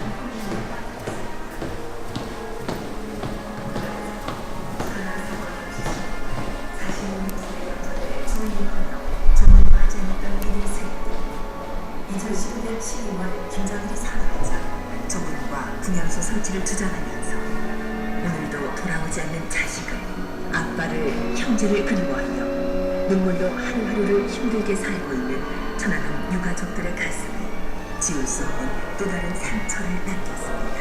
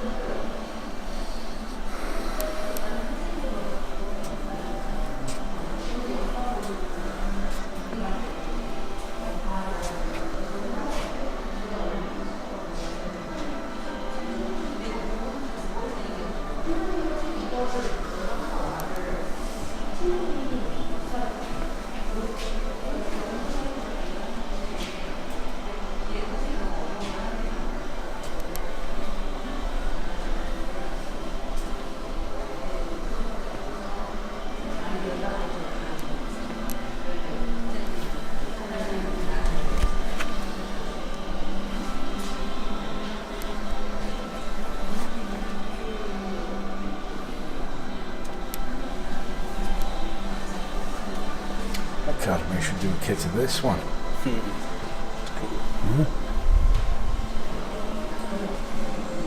그래서 근데 이것도 그러니까 그거 모르겠어. 어쨌든 팀장님은 이게 계속 그러니까 나는 그걸 내가 사는지도 몰랐는데 그걸 보시고 이렇게 하면 되겠다. 그래서 계속 나한테 그거 줘 막 이러는데 내가 한 건 나는 그때 이제 대략적으로 짜셨던 거니까. 나는 김상욱이랑 그거 샀거든.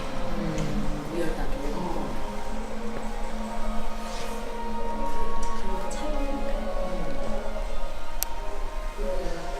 내가 이거랑 무슨 뭐 했어야 되나 싶기도 하는데 지원적으로 공부하는데 이건 나 어차피 저거 진짜 그냥 내가 본치였는데 그러면 팀장님하고 그냥 그걸 제가 틀을 잡아요. 그치? 이렇게 하려고 합니다. 저 완성하는 거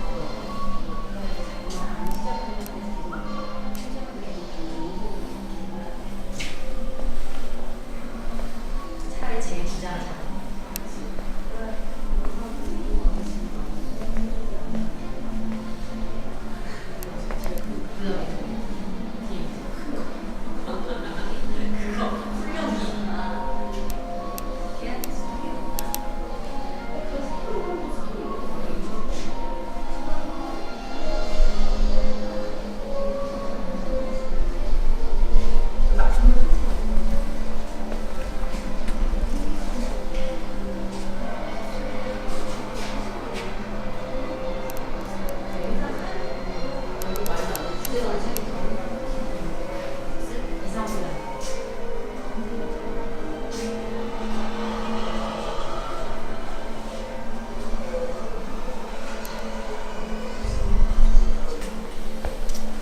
선생님이 맞을 때 약간 이렇게 하는 거 아니거든. 스토리로 가는 게 낫지. 내가 이거 이런 작품 원리 이런 거 좋아하는데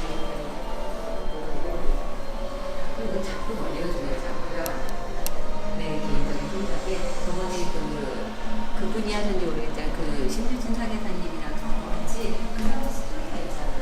이렇게 하는 거 좋고해서 이렇게 또 제가 그런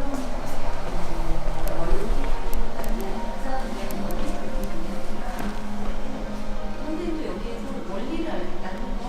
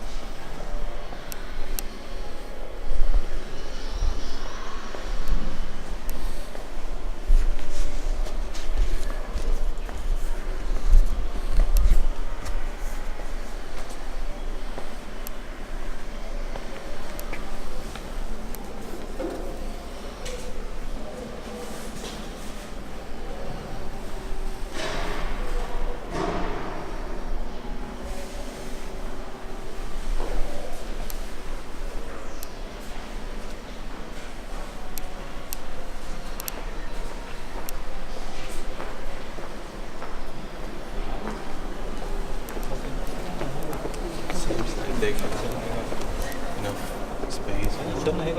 a few tanks in there. Maybe they just moved them.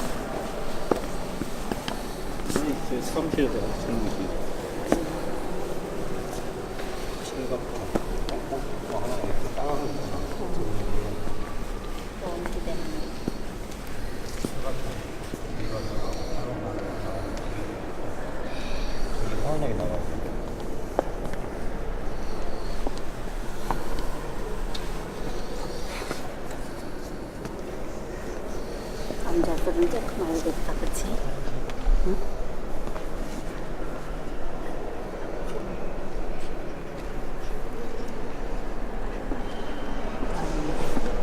사서 끝이 없어.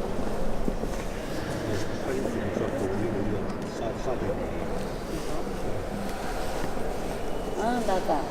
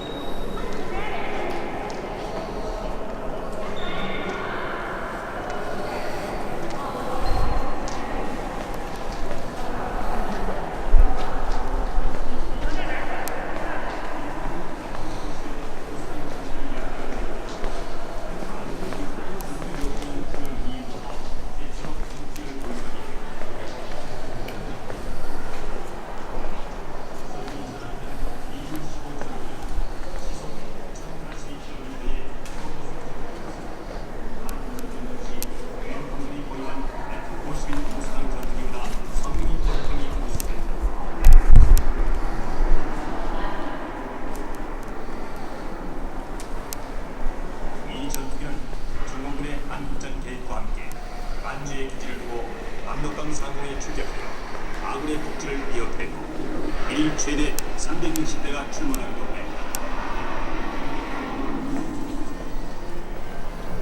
소련 제-244형 전차는 2차 대전 당시 소련군이 독일군에게 패배를 안겨준 데 크게 기여한 전차였다. 이 전차는 러시아군이 이를 중공하고 7.6mm 기관총을 모두 공격하여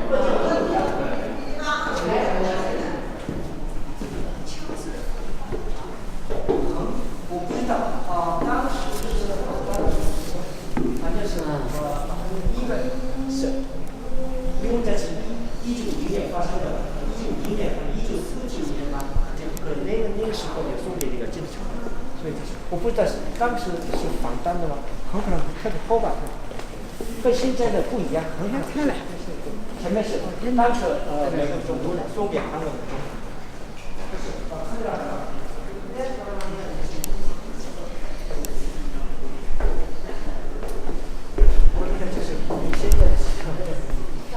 有漂亮有个性，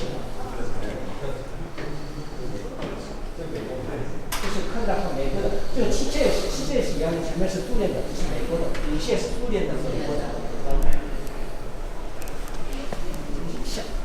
想象力都是什么东西？风凰是在中国象征皇后嘛，对，象征皇后跟在朝鲜叫凤凰和东西象征。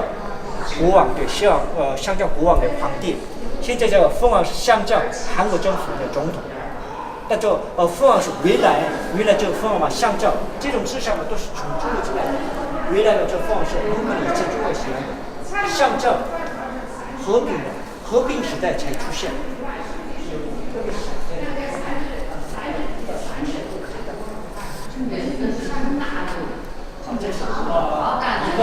一个树的战斗机。是战斗机当时第一个是苏联开发的，当时韩国没有这样的战斗机。以前的苏联开发了2种的战斗机，一种是一个是朝鲜使用的，另外一种是中国使用的。中国使用的战斗机是复合翼。苏联开发了2种这个米格和苏合翼。你说我也不是这个，前头是高档的，就是那。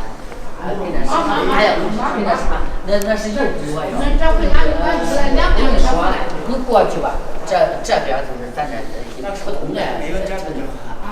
这往这有没有往这里都是高档的。那我有几天那都是俺那。哎，那就是三四排，那都是。那不要俺去。看一排都是30看去做嘞，去做嘞。俺不让他可难受。我都想我这36我叫我去那做。我叫那谁呀？